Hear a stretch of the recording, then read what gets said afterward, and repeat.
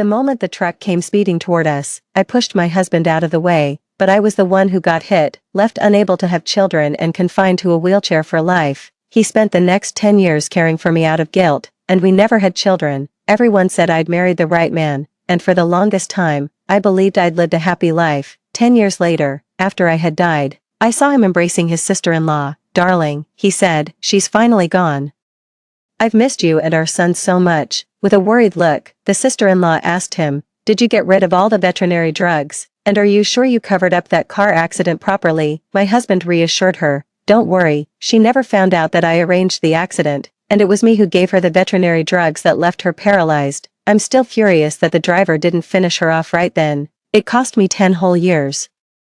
The sister-in-law gave him a quick kiss on the cheek. "It's all right now. From here on, it'll be just the three of us living happily together." My mind went blank with a boom, and my soul dissipated unwillingly. When I opened my eyes again, I found myself back to the day before the car accident. 01, honey, let's go out for a walk tomorrow. It's not good for you to stare at the computer and type all day. You should see more of the outside world. Shinmo's voice rang in my ears as I sat in front of the computer, the screen displaying the novel I was writing. I wiggled my toes and realized I could move normally. Did I just get a second chance at life? And I'm not paralyzed. Glancing at the computer's clock, I discovered I'd been reborn one day before the car accident. When I stayed silent, Shinmo called out to me again, "Darling." I quickly responded, "Sure, where to?" A faint smile crossed Shinmo's face as he said, "Let's go to Times Square. I'll take you shopping for some new outfits." Hearing that name, my heart began to race. I was itching to scratch his face off, but I held back and forced a cheerful tone, "Sure, thanks honey." Seeing my agreement, Shinmo contentedly went to the living room sofa, yet I couldn't calm my emotions for the longest time. Times Square is the most poorly planned mall in our area due to its terrible location. Despite the spacious grounds, it's surrounded by major roads where trucks and large vehicles constantly speed past like gusts of wind. This leads to frequent traffic accidents, which deters most visitors and leaves the mall struggling with abysmal business. In my previous life, Shinmo also suggested going to Times Square. Since I was preoccupied with plotting my novel, I didn't care about the destination and just went along. While crossing the road, we were clearly waiting for the green light. But Shinmo glanced at the traffic from the left and actually stepped out, the light still red. Seeing a truck speeding toward us, I immediately rushed out and pushed him away, but I was hit by the truck, thrown to the ground, and lost consciousness. I woke up in the hospital. 02, then came the devastating news. The impact left me with permanent uterine damage that ended my chances of having children, and both my legs were broken, leaving me unable to walk. Since we were the ones who ran the red light, the fault was ours, so the driver only had to cover some medical expenses. After returning home, I couldn't come to terms with reality. I lay in bed all day like a walking corpse. Shinmo handled everything related to obtaining and administering my medication during my recovery. I thought my broken legs would eventually heal, but the medicine Shinmo gave me made me progressively weaker until I completely lost the ability to stand. It wasn't until after I died that I discovered he'd been feeding me veterinary drugs with counterfeit labels. In the days that followed, consumed by guilt, he obeyed my every word and cherished me for 10 years. We never had children our entire lives. Friends and relatives all praised me for finding the right man, and I truly believed I had lived a happy life, but I never imagined the truth would be like this. After the car accident in my previous life, I was trapped in my own pessimistic world. I failed to notice any of his countless red flags. If my soul hadn't lingered after death to witness this, I'd never have known my past life was a complete farce. I could have lived decades in good health, but I threw my entire life away saving him. It just occurred to me, when exactly did Shinmo and his sister-in-law Lu Yan start sleeping together in our past life? Their son looks nearly 20 years old already. This means their son was born before my car accident, but at that time his elder brother Shinming was still in the country. At this thought, I clenched my fists so tightly that I nearly crushed the mouse in my hand. In this lifetime, let's see what you'll do if I'm not disabled. 03, that night, I waited until he fell asleep and secretly unlocked his phone. We both knew each other's passwords, but neither of us ever checked the other's phone, so he never even bothered to change it. I quickly opened his WeChat and soon found Lu Yan's profile picture. When I opened the chat window, I found only 4 messages. Looks like the previous conversation history has been deleted. Shinmo texted her, "I've arranged everything with the driver. We'll be together soon." Lu Yan replied, "Okay, darling, be careful, don't actually rush out. just pretend to, and let her be the one to push you, understand? Shinemo responded, got it, and don't you dare sleep with my brother, okay?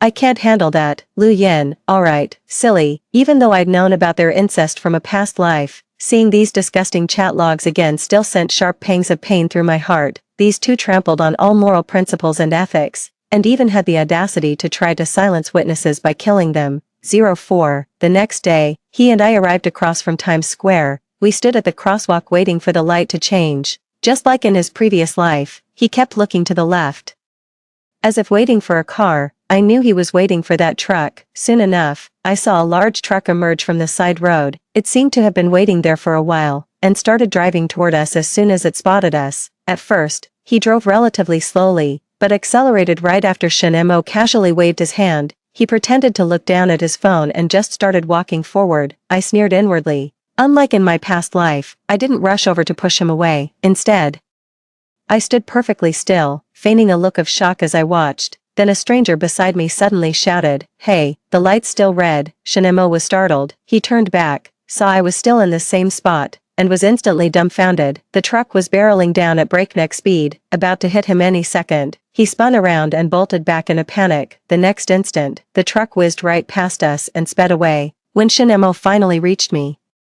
he was fuming and yelled at me, "Why didn't you push me out of the way? Why didn't you shout a warning?" I honestly found the whole thing hilarious. How dare he have the nerve, seeing things not going his way? Is he throwing a tantrum out of shame? I looked up at him and asked, "What do you mean by that? Did I tell you to run the red light?" Shinemo was taken aback by my question and suddenly realized he was in the wrong. "Hurry up and apologize to me." "Sorry. I got distracted by a message from the work group and didn't realize the light hadn't turned green yet." I didn't say anything more. To cover up his guilt, he still took me to the mall, but he was absent-minded the whole time, constantly checking his phone. I knew his plan had fallen through, and he must have been dying to contact Lu Yen right away to complain. I deliberately dragged him around the stores like crazy, leaving him no chance to make a phone call. I kept buying clothes and bags the whole time, and maxed out his credit card in one go. His face turned ashen, but I was absolutely thrilled inside. Not only did I come out unscathed, but I also spent so much of his money. I can only imagine how frustrated he must be feeling. During lunch at the restaurant, I finally gave him an opening. "Honey, I'm a bit thirsty, could you get me some juice?" His face lit up, and he immediately agreed, heading out of the restaurant while glancing back at me repeatedly. Once he was out of sight, I got up and followed him. 05. I saw him order a bubble tea for me at the drink shop before heading toward the mall stairwell. As I approached the door, I could hear him inside, his voice seething with anger. "She wasn't hit, but I was damn near killed." "Yeah, she just stood there frozen." And I was completely stunned. "Seriously? I spent ages planning this and finally found a driver willing to do it. And it cost me $20,000 bucks. That $20,000 is basically down the drain now that she's still alive." I'm absolutely furious. She just went on another shopping spree with my credit card at the mall. Talk about adding insult to injury. I guess we'll just have to see if another opportunity comes along later. Yeah, once this succeeds, all her assets will be ours. Alright. I'll call you when I get the chance. Take good care of our son. Good girl. I knew you were the sweetest. How utterly despicable. Hearing he was about to hang up, I quickly turned and headed to the restroom. By the time I returned to the restaurant, he was already seated at the table. When he saw me coming in from outside, a flicker of panic crossed his eyes as he asked, "Honey, where have you been?" I grabbed a tissue to wipe my hands and said, "I just went to the restroom." "What's wrong? Miss me that much?" 06. I rarely say such suggestive things. And his expression shifted so abruptly he almost didn't know how to react. He could only manage an awkward chuckle. I pulled out my phone and said, "Hey, it's been ages since we invited your brother and his wife over for dinner. Let me call your sister-in-law and have them come over for a meal." As soon as I finished speaking, Shinmo's hand trembled so much he nearly dropped his chopsticks. Seeing how pale he'd turned, I deliberately asked, "What's wrong?" "It's been over 6 months since we last got together. Don't you brothers want to catch up?" Shinemo quickly denied it. "Of course we do. It's just that my brother might not be available." "Then I'll just call your brother directly and ask. If he's free, he can bring your sister-in-law along." Without waiting for his reply, I dialed Shinming's number. Shinming readily agreed over the phone to come for dinner tomorrow. I glanced at Shinemo out of the corner of my eye. His face looked as if he'd just eaten something disgusting. Well, of course, Lu Yen would be coming too, but she'd be with her husband. He could see her but couldn't have her. No wonder he was so uncomfortable. I was so upset. It felt like I'd swallowed vinegar. I was having a wonderful day, but Shin Mo's mood kept sinking lower and lower, and he couldn't bring himself to talk about it. 07. The next morning, I went out and bought a ton of groceries. And that evening I even cooked a special dinner. I was happily bustling around in the kitchen, while Shin Mo was pacing restlessly in the living room. I think I know why. Our families rarely have meals together, so he must have been meeting Lu Yen secretly elsewhere to avoid us. The thought of all of us having dinner together must have made his heart race like a drum. Just as I finished preparing the meal, Shin Ming and the others arrived. Shin Ming wasn't tall and handsome like Shin Mo.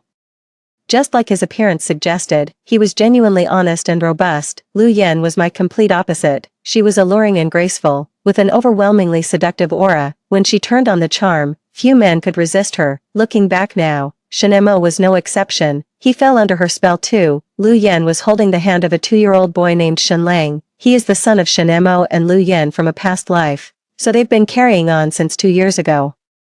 The moment Lu Yen stepped inside, her eyes met Shin Mo's. A brilliant smile lit up her face as she said, "Sweetheart, say hello to Uncle." Shin Lang called out sweetly, "Hello, Uncle." Shin Mo's eyes instantly lit up with joy, his earlier anxiety vanishing as a warm smile spread across his face. He quickly gathered the boy into his arms, planting kisses on his cheeks. "What a good boy, Lang Lang." Shin Ming also followed along with a silly, happy grin as I watched the scene. A chill ran through my entire body. I couldn't help but feel suffocated on Shin Ming's behalf, then realized I was no different, wearing the same invisible crown of cuckoldry. At the dinner table, Shin Mo clung to Shin Lang, feeding him with practiced ease that clearly wasn't her first time, yet he'd never once fed our child in front of me. How many times has she been sneaking around feeding Shin Lang behind my back? I usually just stay home, completely immersed in writing my novel. So I never bother about where he goes or how long he's out for. And Shin Ming obeys Lu Yen as unquestioningly as Wu Daolong did with Pan Jinlian. There's no way he could ever control her. This made it so much easier for them to have an affair. In a daze, Lu Yen suddenly said, "Your brother is planning to work abroad." 08. I was shocked. It suddenly hit me. Around this time in my past life, Shin Ming had also abruptly announced he was going overseas.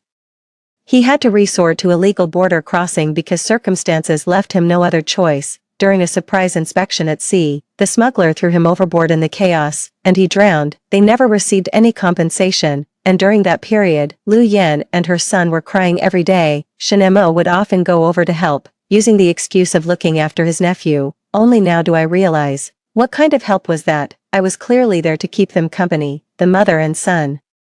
With my husband gone and me staying cooped up at home, they must have been quite happy during that time. Now, hearing that Shin Ming plans to go abroad, I instinctively spoke up to stop him. "Is it really suitable for you to go abroad now? The circumstances don't seem to allow it. Shin Ming has no education, no money, and doesn't speak English. If not for sneaking in to work illegally, how could he possibly get a legitimate job abroad?" At my words, Lu Yen and Shin Mo's faces fell. Shin Ming smiled sheepishly and said, "It's true, I don't speak English, so I can't go through proper channels, but Yenner told me she's already contacted a snakehead for me. I'm planning to go by illegal means." I tried to stop him again. "Illegal immigration is too dangerous. I know many people who died at sea while trying to sneak in. Even if you make it, getting caught means you'll be locked up." My words drained the color from Shin Ming's face. He was clearly getting cold feet. Lu Yen was fuming, shooting daggers at me with her eyes. "This is the money-making opportunity one worked so hard to find." Shin Mo was also displeased. "They say you can earn a fortune working abroad for just a year. My brother could buy a big house after going for a few years." They're really pulling out all the stops to get Shin Ming out of the way. I asked them coldly, "What matters more, money or your brother's life? You can make a living back home too. At least it's safe there." 09. With that pressure from me, they were too embarrassed to push further and fell silent, but the looks on their faces were downright grim, their faces completely darkened, especially after Shin Ming said he wouldn't be going. After the meal, Shin Ming got an urgent call and had to leave, so he asked Shin Mo to take his wife and kids home. Shin Mo happily agreed right away. I took the chance to say to Shin Lang, "Come here, Xiao Lang. How about Auntie takes you to get some candy?" The child followed me into the room the moment he heard the word candy. I did have a bag of candy ready, and when I gave it to him, I tricked him by saying, "Oh dear, Auntie sees a few bugs in your hair. Shall I help you get them out?" Upon hearing this, Shenlang immediately froze in place, waiting for me to remove the bugs. I quickly plucked a few strands of hair from his head and placed them into the resealable bag I had prepared. The sudden yank of a few strands of hair made Shenlang wince in pain, his eyes welling up with tears. I quickly soothed him with some candy and sent him on his way. Soon after, Shenemo picked up Lu Yan's bag and said, "Honey, I'll see my sister-in-law and the others home." I grabbed my bag too. I was just thinking of getting some fresh air anyway, let's walk them out together. They both froze on the spot. 10. In the end, Lu Yan could only force a strained smile and say, "Well, thank you, sister-in-law." I waved my hand dismissively and said, "It was nothing, just a small favor, let's get going." Shenemo walked ahead with obvious reluctance. After he got in the car, I instinctively headed for the passenger seat. Just as I was about to get in, Shenemo said in a displeased tone, "Suyu, your sister-in-law gets carsick. Maybe she should take the front seat." I glanced at Lu Yan, who gave a nod, but I didn't back down. That wouldn't be ideal. What about Xiaolang? He probably wouldn't want to sit in the back with me. Then I deliberately asked, "Xiaolang, would you like to sit in the back with Auntie?" Shenlang immediately refused. "No, I want to sit with Mom." I was laughing hysterically inside but kept a straight face. "See, I don't mind at all. It's your nephew who doesn't want to." Left with no choice, Lu Yan could only sit in the back with her son, looking quite aggrieved. Shenemo wore a displeased expression, remaining silent while driving as he kept stealing glances at Lu Yan in the back seat through the rearview mirror. What a shameless pair. After we arrived, Lu Yan perfunctorily asked if we wanted to come upstairs for a while. I immediately declined. Shenemo had no choice but to reluctantly decline with a heavy heart. We traveled in complete silence. He was probably fuming at me. 11. After we got home, he kept stewing in silence and ignored me. I couldn't have been more pleased, frankly. All I feel for him now is disgust. Ever since my rebirth, I've used writing as an excuse not to sleep with him, and he seemed perfectly fine with it. After all, in his eyes, only someone as captivating as Lu Yan could truly hold his interest. The next day after he left, I took his and Shenlang's hair samples to the testing center. The staff informed me that it would take half a month to get the report. I don't mind how long it takes at all. Deep down, I already know the answer. But I need physical proof on paper. After all, Shenming needs it. In this life, I'm not disabled, and Shenming didn't die trying to sneak across the border. They could hardly ever meet, and Shenemo was getting anxious. A few days later, he invited Shenming's family over for a meal and unexpectedly suggested that both families go hiking together. Shenming immediately said his son was too young for such an outing, and that he'd stay home with the boy while the rest of us went. Hearing this, Lu Yan was probably over the moon inside, but she still had to go through the motions. "Honey, if you and our son aren't going, it won't be any fun for me to go alone," Shenming reassured her. "Our son is too young for this trip. You two go ahead and have a wonderful time." Lu Yan suppressed her delight and agreed. Shenemo looked at me with a glimmer of hope in his eyes. Is he expecting me to voluntarily back out as well? I kept silent, neither agreeing nor refusing to go. He couldn't outright tell me not to join, which clearly made him uncomfortable, but I was doing it on purpose. The day before we left, I took the car out and installed a pinhole camera. 12. The next day, after we'd been driving for a while, I asked him to pull over and said I couldn't make it after all. I can still vividly remember the look of pleasant surprise on their faces when I said I wasn't going. Trying hard to contain his excitement, Shenemo said to me, "What's so urgent?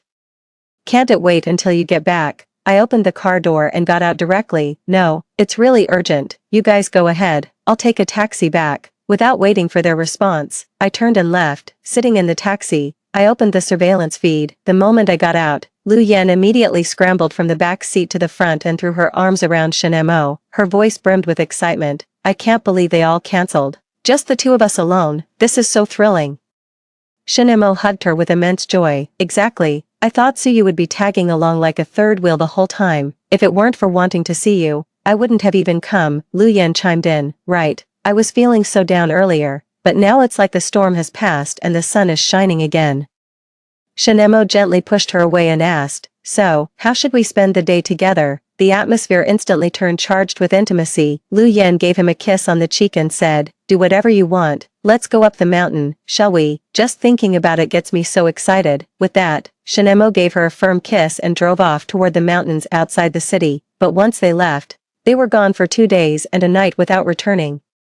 From the moment they headed up the mountain, there was no word from them. 13. There were no calls or WeChat messages all day. They still hadn't come back even after dark. Around 10 p.m., Shenming suddenly called me. The moment I answered, I heard his anxious voice. "Sis, where are you? Why aren't you back yet? How come only your number is going through?" I calmly replied, "Bro, something came up last minute after we set off. So I didn't end up going. They couldn't get through to you." Shenming was taken aback. "You didn't go? Then if their phones are unreachable, could something have happened?" I chuckled. "Don't worry, it should be fine. They're all adults." Shenming still couldn't shake his unease. I suggested to him, "Why don't we wait a bit longer? If they're still not back by tomorrow morning, we can call the police. How does that sound?" Shenming had no choice but to agree, saying, "All right." I have no idea how he got through that night, but as for me, I slept like a baby, and I have a feeling Shenmo and Lu Yan probably had a pretty good night too. They're probably cuddled up in some corner. The next morning, they still hadn't returned. Shenming couldn't wait any longer, fearing something had happened to them. He immediately called the police. After checking the surveillance footage, the police confirmed that Shenmo and Lu Yan had indeed gone up the mountain, but were never seen coming back down, but unexpectedly.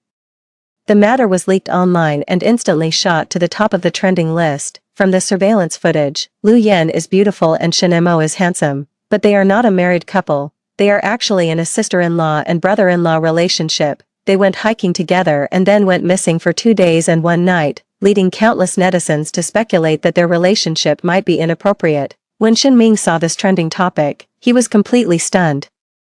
He called and asked me, "Sis, what's going on with these people? Why are they making baseless assumptions about others' relationships? If only you had been there, they wouldn't have misunderstood." I cursed him for being so naive in my mind. At this point, anyone in the world could tell just by looking at them that there's definitely something wrong with their relationship, yet he's still foolishly convinced they wouldn't betray him. 14. I didn't give him a direct answer to his question.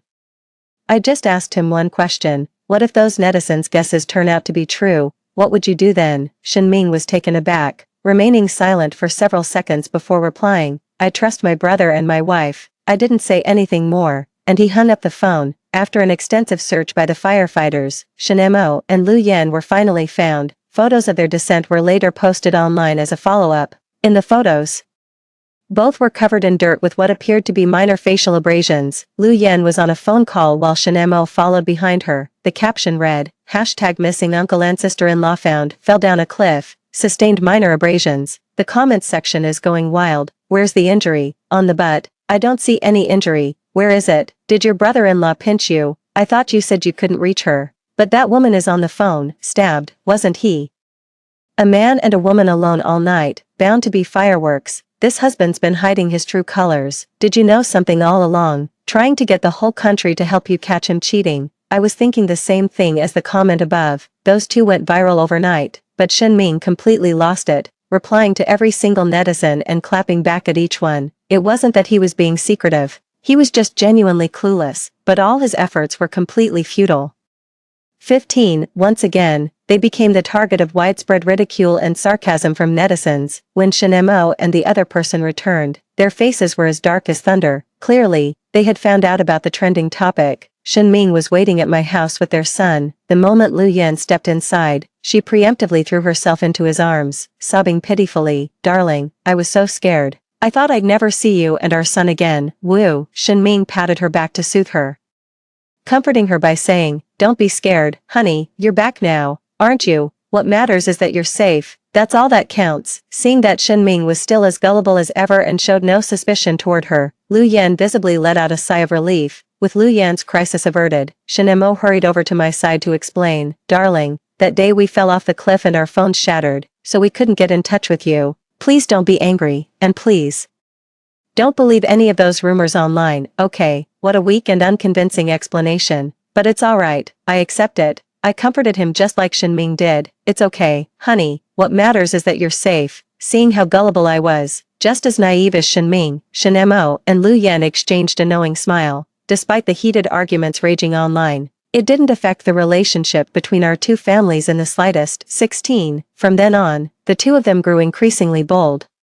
Shenmo drove Lu Yan out in his car on several occasions. They visited multiple places together, leaving traces of their presence all over the car. I pretended not to see any of it. A few days later, the paternity testing center called to say the report was ready. holding the report in my hands. I felt completely unfazed. After all, I'd already grown tired of watching their intimate encounters on the surveillance footage. Just as I was about to tell Shenming, he said he wanted to come over for dinner. Then at the dinner table, he brought up again that he was planning to sneak abroad. I was genuinely taken aback and couldn't help asking him, "Bro, didn't you already decide not to go? Why the change of heart?" Shenming gave an embarrassed smile and said, "Your sister-in-law wants to have a second child in a couple of years, but we'll need money for everything. She wants me to go abroad to make some quick cash." As soon as he finished, Lu Yan chimed in, "Exactly, if we have another baby, our current savings won't be enough. We have no choice but to ask my husband to work harder and earn more now." Shenmo agreed, "My sister-in-law is absolutely right. Providing for the family is a man's responsibility,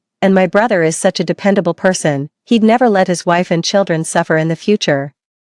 The two of them going back and forth like this was going to drive Shenming up the wall. A second child, so Shenemo and Lu Yanqing have a baby, and Shenming ends up supporting their second child too. I'm absolutely livid. Shenming is such a hopeless teammate, completely useless. If I don't tell him the truth now, he's literally going to get himself killed. Fine then, I'll make sure he sees they're cheating with his own eyes. With the surveillance footage, I easily tracked their meeting times and locations. 17. While they were driving out, I immediately contacted Shenming and asked him to come over. At first he was reluctant, saying he needed to pack his luggage. I was so furious I nearly lost it, and asked him bluntly, "If you don't come now, you might lose your wife. Do you believe me?" I knew his weak spot. Lu Yan was the most important person in his heart. Just as expected, he came over immediately upon hearing that. As soon as he stepped inside, I asked him, "Where are Lu Yan and the child?" Shenming was taken aback, then said with a hint of displeasure, "She said she needed to visit her parents for a while, so I left Xiaolang with a neighbor for now.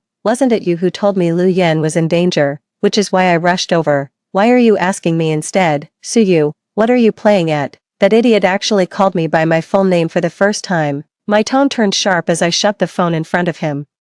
"See for yourself, dumbass," I said coldly. He seemed taken aback by my harsh words, his face darkening with displeasure as he reluctantly picked up the phone. When the surveillance footage played, he scoffed, "What's the big deal? It's just my brother driving her back to her parents' place." Me, what on earth is going through this person's mind? No wonder Lu Yan found it so easy to cheat. I remained silent. So he had no choice but to keep watching. The surveillance footage had changed, and their voices were now coming through. "Lu Yan, this west alley is deserted and secluded, perfect for us to get intimate." Shenemo had already parked the car, and the two quickly moved to the back seat, taking off their clothes one after another. 18. Soon they were entangled in a passionate embrace. Shenming's face turned pale, and he froze in place, motionless. He could hardly believe his eyes. The two people on screen were his closest family.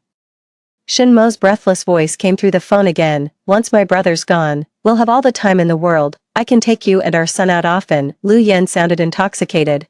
If only he'd die during the border crossing, then our son and I would finally be free. Shenemo, I'll find another chance to get rid of Suyu too. She's becoming an eyesore. Even with your packed schedule, you're still plotting my demise. How very lawful of you.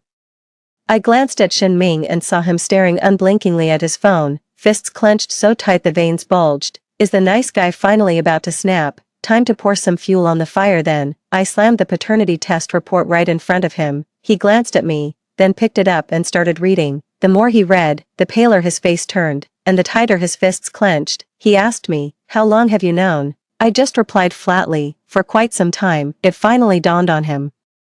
"So you deliberately stopped me from going abroad both times?" He suddenly stood up. "Pretend I was never here tonight. If I don't come back, please take Shenlang to Lu Yan's parents' house for me." "Yes." Then before I could say anything, he rushed out the door clutching the paternity test results. Over half an hour later, Shenemo and Lu Yan had finished their business and were sitting naked in the car, embracing while chatting. 19. Lu Yan's phone suddenly rang, and her face went pale when she saw the number. She quickly forced herself to sound calm and answered, "Hey honey, I'm still at my mom's place." Shenemo hastily grabbed a random shirt and opened the car door. He thought no one was around, so it wouldn't matter if he got out without his clothes on. The moment he opened the car door, a dark figure lunged at him, pinning him down on the back seat. Lu Yan was knocked over too, her phone clattering to the ground as she let out a piercing scream.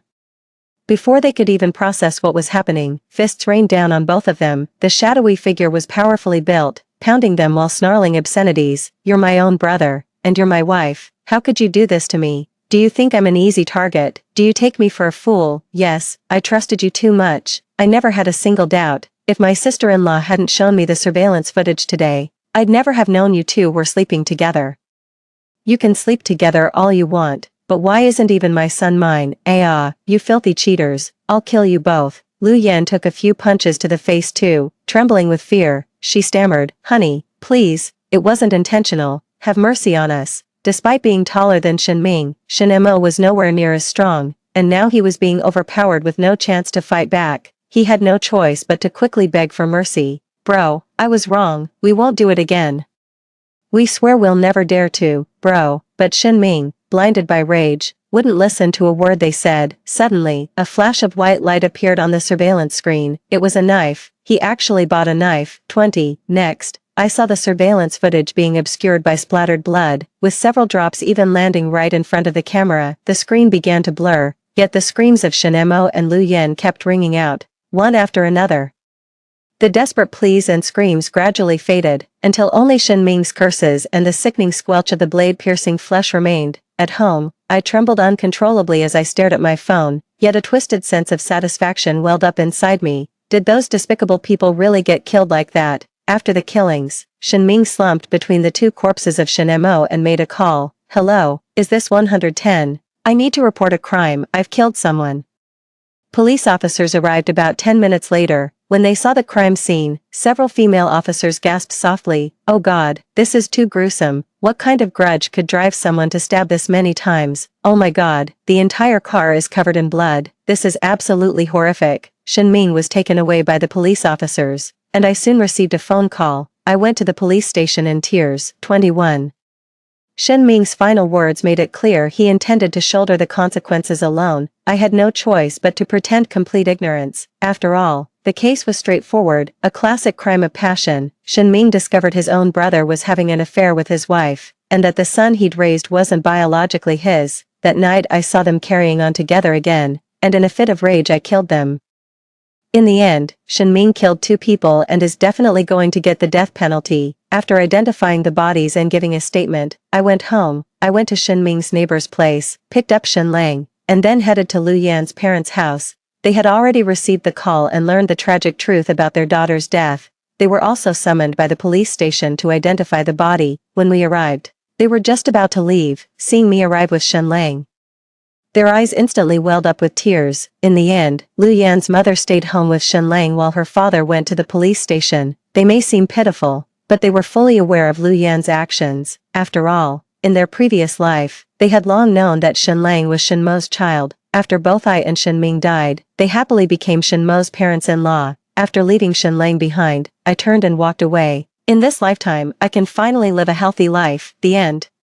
Story 2. Not long after I died, my childhood friend, a genius who was recommended for admission to the School of Chemistry, committed suicide. No one expected that he, who had always been calm and self-possessed, would go crazy and personally tie up the person who had harmed me, and detonate a bomb at the cost of ruining his own future. In the midst of the flames filling the sky, he murmured desperately, Yang, wait for me. When I opened my eyes again, I returned to my senior year of high school, the year when I had a cold war with him. My desk mate beside me leaned over with a smile and whispered in my ear, Song Yang, I just saw the draft paper of the top student Lin, your name is written all over it. 1. When we encountered a wild beast on the mountain, my best friend instinctively pushed me out as bait. I was pushed down the hillside by her. On the way, my legs hit a tree, and an intense pain shot through me instantly. Sorry, Song Yang.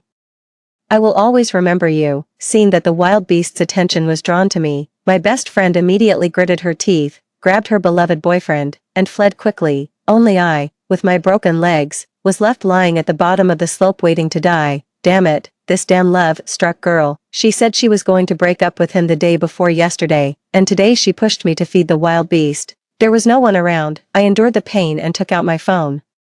The moment I saw that there was only 1 bar of battery left, despair filled my heart. It's over. I'm probably going to meet my great-grandmother. I don't know why. Maybe it was an instinct, or maybe I was truly unwilling. I actually dialed the phone number of my childhood friend Lin Su, with whom I had been in a cold war for a year. The other side picked up the phone after just 1 ring. Hello. Lin Su's voice came from the other end, a bit cold. I'm busy, what's the matter?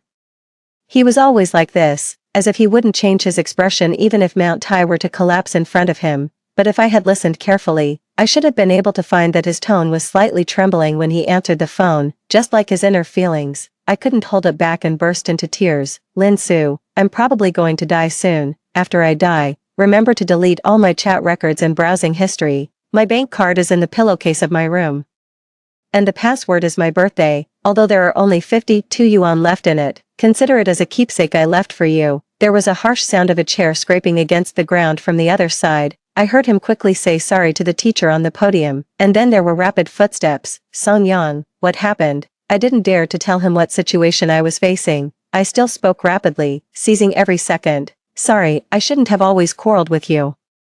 It was my fault for hitting you when we were kids, and I also stole the chocolate in your drawer in high school. I was actually quite happy to know that you were recommended for admission. After all, you're so smart, you skipped 2 grades in school. I should have known earlier that you and I are not from the same world. You've always been so cold since we were little. You've never accepted anyone's confession. I didn't even dare to say that I actually liked you a little bit. Before I could finish speaking, he interrupted me quickly. Stop talking, I'm checking your location, wait for me. But it was too late. I watched as the wild beast approached me step by step. In the end, I died due to excessive blood loss. Before I died, I only had time to say one sentence. Lin Su, it hurts so much. I died. The first person to find my body was Lin Su. I don't know when he installed a positioning device in my phone. When he brought the police to find my body in the mountains. It was already the afternoon of the next day. In the dusk, my body was gnawed beyond recognition by the wild beast, and it was almost impossible to tell what my facial features looked like. But he just recognized me at a glance based on my location and the necklace around my neck. The moment he saw my body, he completely broke down. I had known him for more than 10 years, and I had never seen him lose control like this. He had always been extremely steady and calm, with a cold and fair face. He had always been this since we were little. He was clearly 2 years younger than me, but he skipped grades all the way and was finally directly recommended for admission to a chemistry major at a top university. The gap between him and me was like the difference between the clouds and the mud, but I never expected that a year later, he would hold my body and cry until his eyes were red, ignoring everyone's dissuasion. Later, he asked everyone around me and learned that I had gone mountain climbing with my best friend and her boyfriend that day, but in the end, the 2 of them came back alive, while I was eaten to death by the wild beast. He questioned the 2 of them like a madman why they had left me behind, but my best friend and her boyfriend, who were feeling guilty, insisted that I had accidentally gotten separated from them. He knew that my death was definitely related to these 2 people. So not long after, an explosion occurred in an abandoned factory on the outskirts of the city, resulting in the deaths of 2 men and 1 woman, 2 cowards who abandoned their friend, and a genius from the School of Chemistry with a promising future. He kidnapped the 2 of them with his own hands, made a bomb himself, and chose to die together with them to avenge me. In the midst of the flames filling the sky, he murmured desperately, Yang Yang, wait for me. When I opened my eyes again, I found that I had returned to the high school classroom. Lin Su, my childhood friend who had just been recommended for admission, was standing in front of my seat. He was wearing a clean school uniform shirt, and his slightly long bangs covered his forehead. Looking further down, the eyes behind the thin, framed glasses were as clear as a cold spring. Song Yang, he called my name and asked as if casually, did you eat the chocolate in my drawer? I stared at him blankly. After a few seconds, I nodded vigorously. Yeah, it was me. So what? 2. Lin Su was stunned for 2 seconds. Then he suddenly averted his gaze and didn't dare to look at me. You already know. What? I didn't react. In my previous life, I did eat the chocolate he put in his drawer. At that time, it was popular to give chocolates as a confession. When I found that chocolate, I thought it was given to him by some girl. After all, he was good looking and smart, although his personality was a bit too cold. With the halo of a top student, he still fascinated a group of people who were attracted to intelligence. There were quite a few girls confessing to him every semester. For a moment, out of jealousy, I stole that chocolate, opened it, and ate it in a few bites. Later, when he came to ask me, I was so guilty that I refused to admit it. Then I secretly bought a chocolate of the same kind and put it back. In this new life, I decided to bravely admit my mistake. Sorry, I ate it. Don't be angry. I'll buy you another one just like it. I didn't do it on purpose. I was just jealous. I was extremely honest. But I didn't expect that as Lin Su listened, the tips of his ears turned red. "I'm not blaming you." He gritted his teeth and said, seeing that I still looked stupid. He seemed a bit disappointed in me. Just then, the class bell rang. He didn't look at me anymore and just sullenly said, "Forget it, if you ate it, you ate it, you don't need to replace it." Then he turned around and returned to his seat. I was left sitting there, stunned. When I turned my head, my deskmate looked at me teasingly. "Yo yo yo. Flirting with your little betrothed again." It was the same in my previous life. Because they knew that Lin Su and I were childhood friends, the people in the class always liked to make jokes about us. Every time I would get angry and deny it, and then Lin Su would treat me even more coldly. Ahem, I coughed twice, admitting that I used to be quite fake. I said, "What? Are you jealous?" My deskmate was shocked. "Wow, Song Yang, you have such a thick skin now." Humph, remembering that in my previous life, he had died together with those two people to avenge me. This touching childhood friendship, I think he likes me a little more than I thought. Thinking of this, I suddenly remembered that in my previous life, I had a big quarrel with him on the day the recommendation notice came out, and then we started a cold war that lasted for a year. Later, when I thought about it, it was probably the inferiority complex in adolescence that was at work. Lin Su and I grew up together, although there was a 2-year age difference.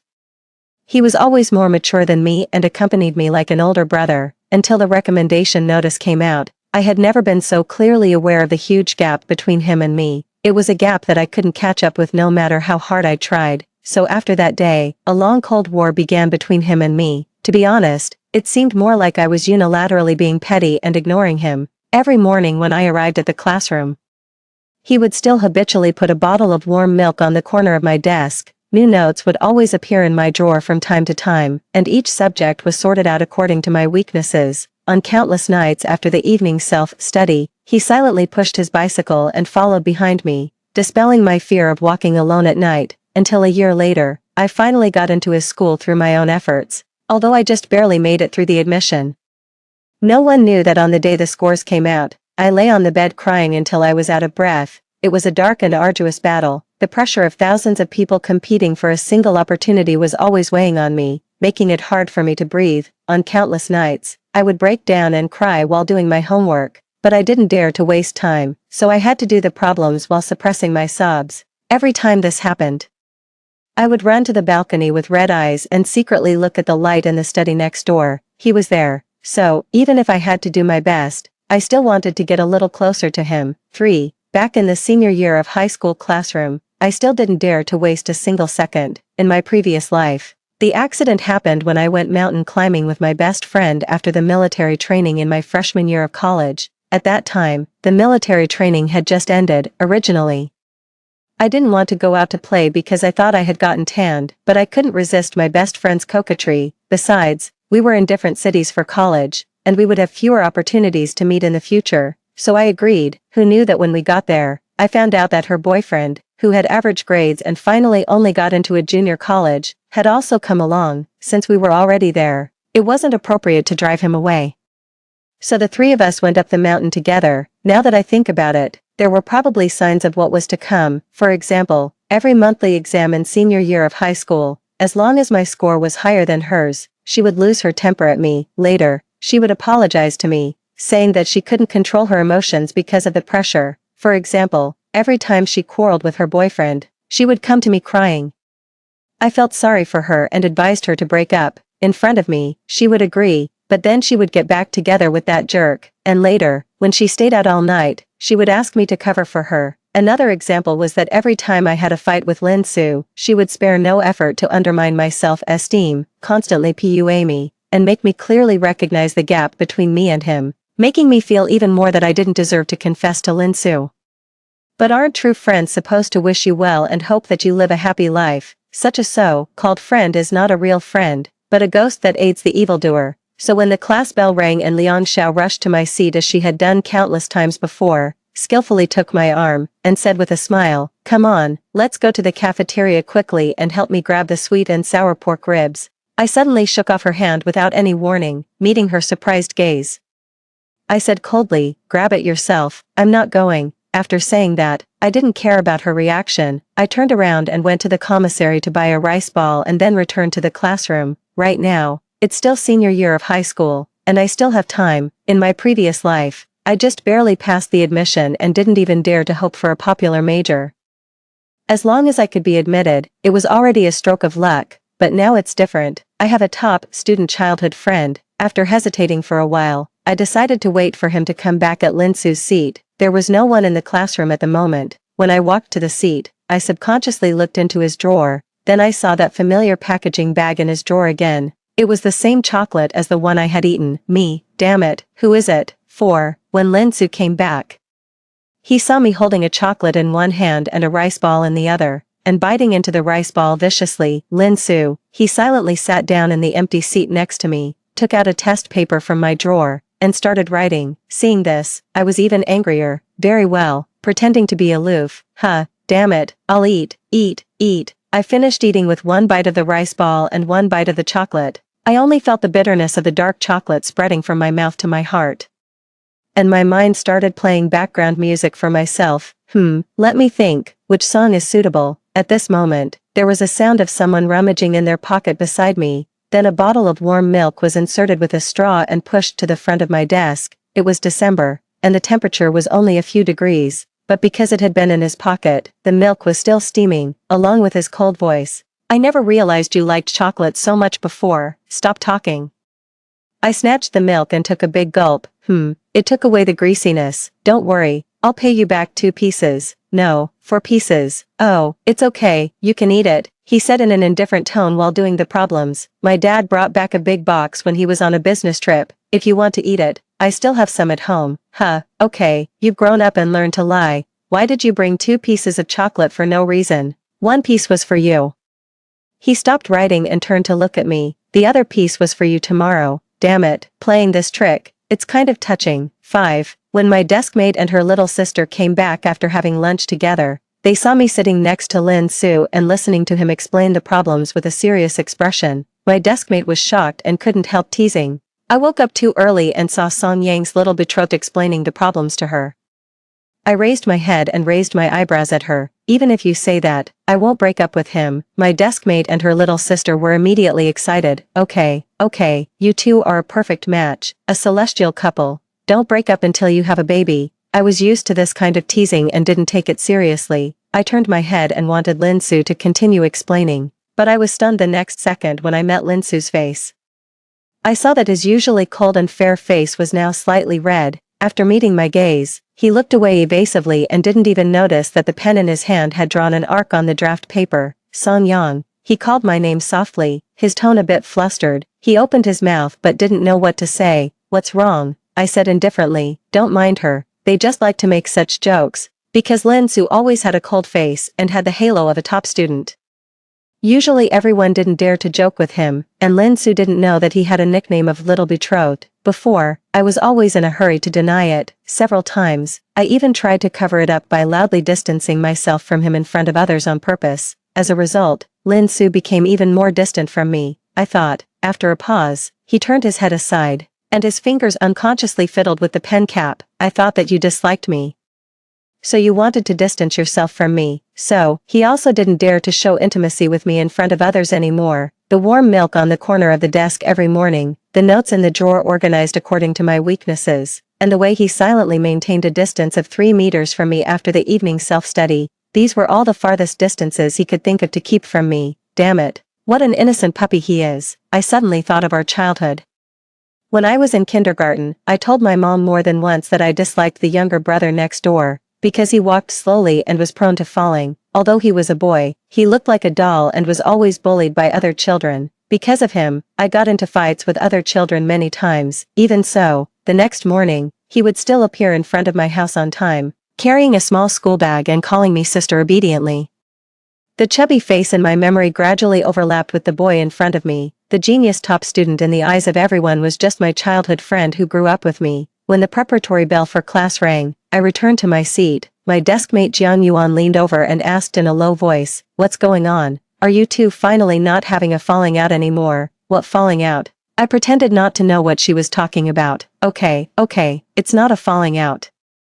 It's just a little trick to seduce him." After saying that, she suddenly changed the subject and said mysteriously, "Song Yang, guess what I saw?" I was so scared that I immediately turned my head to look at the back door, and then I let out a sigh of relief. Fortunately, the homeroom teacher wasn't here. What is it? I turned back and asked irritably. During last week's chemistry exam, when I was helping the teacher collect the test papers, I accidentally saw Lin Su's draft paper. Your name was written all over it. If the preparatory bell hadn't already rung, she would have liked to turn into a screaming chicken and shake me with both hands. You didn't see Lin Su's reaction at that time. He was so shy and flustered. He immediately put it away and told me not to tell you. I was also a bit flustered from being shaken by her. Then why are you still telling me? Come on, what's our relationship? Besides, that's the top student Lin, you should secretly be happy. You little rascal. Hearing this, I subconsciously turned my head to look at Lin Su's seat, but the moment I met his eyes, I happened to meet his gaze. He was looking at me too. I don't know how many times it was, or maybe I was already used to it. When our eyes met, he seemed not to expect that I would suddenly turn around to look at him. Immediately, his eyes were filled with panic, and he buried his head as if to pretend to be doing his homework. I just turned back again, and the back of my ears started to feel hot. Secret love is an accidental turn of the head in class, but it just happens to meet his gaze. It turned out that he would also secretly look at me, but I completely failed to notice all of this before. Ignoring the teasing look from my deskmate, I pretended to be very busy and rummaged through the drawer to take out several textbooks. Not noticing at all that this class was a self-study class, it was already 10 o'clock when the evening self-study ended. As usual, Lin Su silently pushed his bicycle and followed behind me. Just like when we went to kindergarten as children, he was 2 years younger than me and always obediently followed behind me like a little tail that couldn't be shaken off. I turned my head to look at him, and he stopped in his tracks. At a distance of 3 meters, I waved at him. Come here, get closer.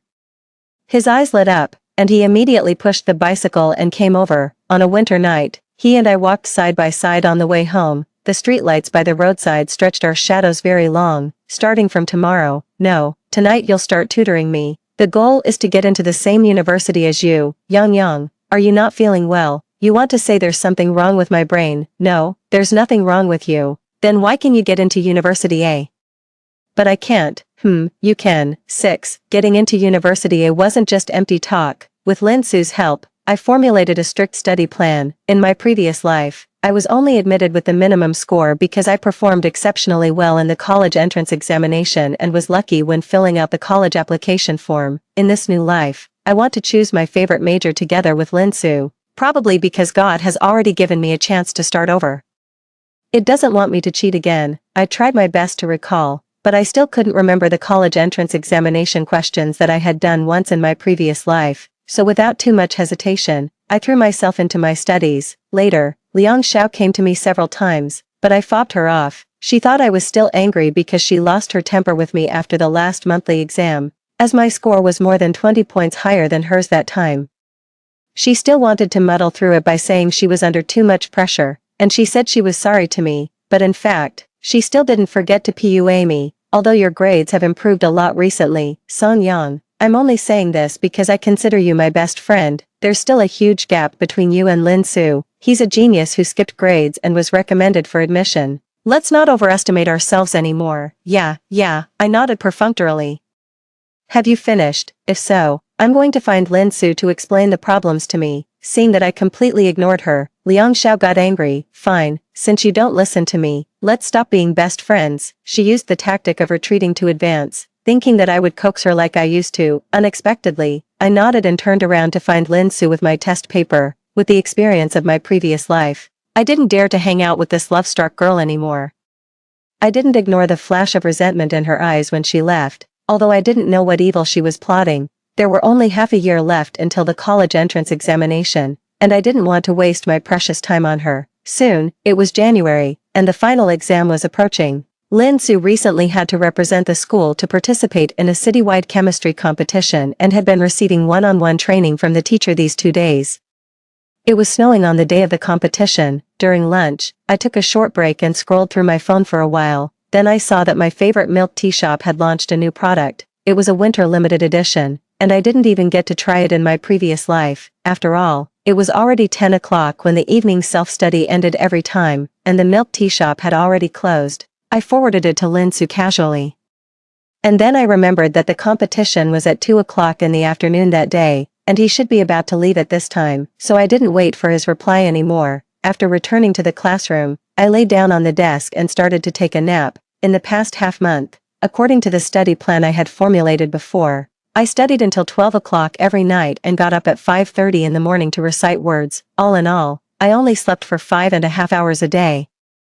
The dark circles under my eyes are more obvious now than before. If it weren't for chewing instant coffee to keep myself awake, I'm afraid I would fall asleep during class. The heating was on in the classroom, and I soon fell asleep. In my dream, I seemed to sense that a gaze was fixed on me. I opened my eyes in a daze, and to my surprise, I saw Lin Su. We just adjusted the seats last week, and now I'm sitting by the window. Through the window glass, Lin Su, wearing a white down jacket, was standing outside, probably afraid of waking me up. He just looked at me quietly. I don't know how long he had been looking. It was all white outside, and the snow on the ground reflected the winter sunlight. His skin was very fair. He wasn't wearing a scarf, and the tip of his nose was slightly red from the cold. When he met my gaze, his eyelashes trembled slightly. I was still lying on the desk, but my right hand had already unconsciously reached out.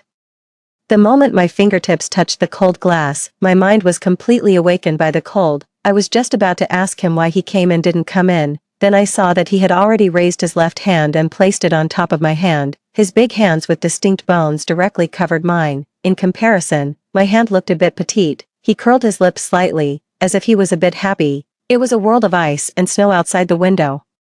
But the way he looked at me was so gentle that it seemed to be able to melt the snow. Clearly, there was still a cold glass between us, but somehow I felt that my fingertips were getting a bit hot. At this moment, he suddenly leaned forward and blew a breath on the glass. Instantly, the whole glass was filled with mist, covering his face. I thought it was a bit funny and retracted my hand. I stood up, carefully walked around my deskmate who was taking a nap beside me, and went out to see him. But when I pushed open the classroom door, he had already turned around and left. In the snowy field in the afternoon, the back of the person wearing a white down jacket almost blended in with the snowflakes. On the windowsill, there was a cup of packaged milk tea left. It was the winter limited edition of the milk tea shop that I had just forwarded to him, probably because he had kept it in his arms all the way. When I took the milk tea in my hand, it was still steaming.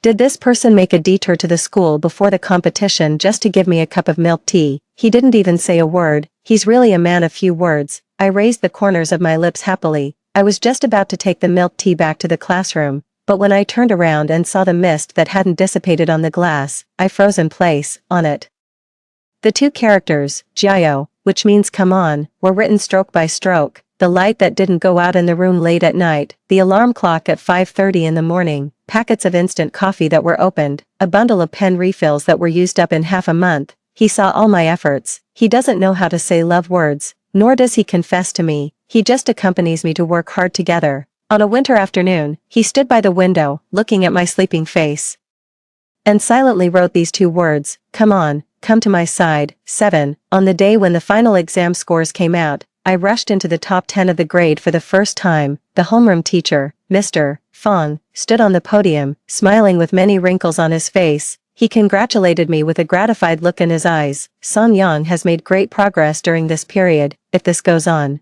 there's hope for you to get into university in next year. Everyone should learn from Song Yang. Hearing this, before I could be happy, my eyes subconsciously looked in Lin Su's direction. He was smiling. After meeting my gaze, he was stunned for a second, and then he silently mouthed the words so great. He praised me. Then I grinned and smiled. When the other students in the class saw this scene, they all made a ee sound in unison. My deskmate Jiang Yuan leaned into my ear and said as she used to, I'm so envious.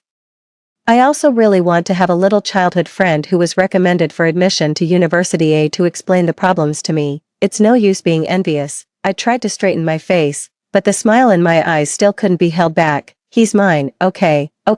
Everyone is going to spend New Year's Eve together and welcome the new year. Remember to bring your top student Lin with you. She deliberately emphasized the word your. Hearing this, I realized that it had been almost 2 months since I was reborn. New Year's Eve, at this time in my previous life, because I was still in a cold war with Lin Su, I didn't go to the class gathering on New Year's Eve because I was afraid it would be awkward to meet him there. But later I found out that Lin Su didn't go either that night. He didn't go because he was afraid I would be embarrassed. He always seems to protect me in his own way. Quietly, after thinking about it, I extended an invitation to him on the way home. Okay, he agreed without hesitation, and then he said a bit reluctantly, but I have to go to my grandma's house first that night. Is it okay for you to go by yourself first? Am I a little kid who has to be accompanied by you? He didn't say anything and turned to look at me. I just remembered that I had indeed stuck to his side every day since I was reborn. I don't care. I'll act spoiled. 8. On New Year's Eve.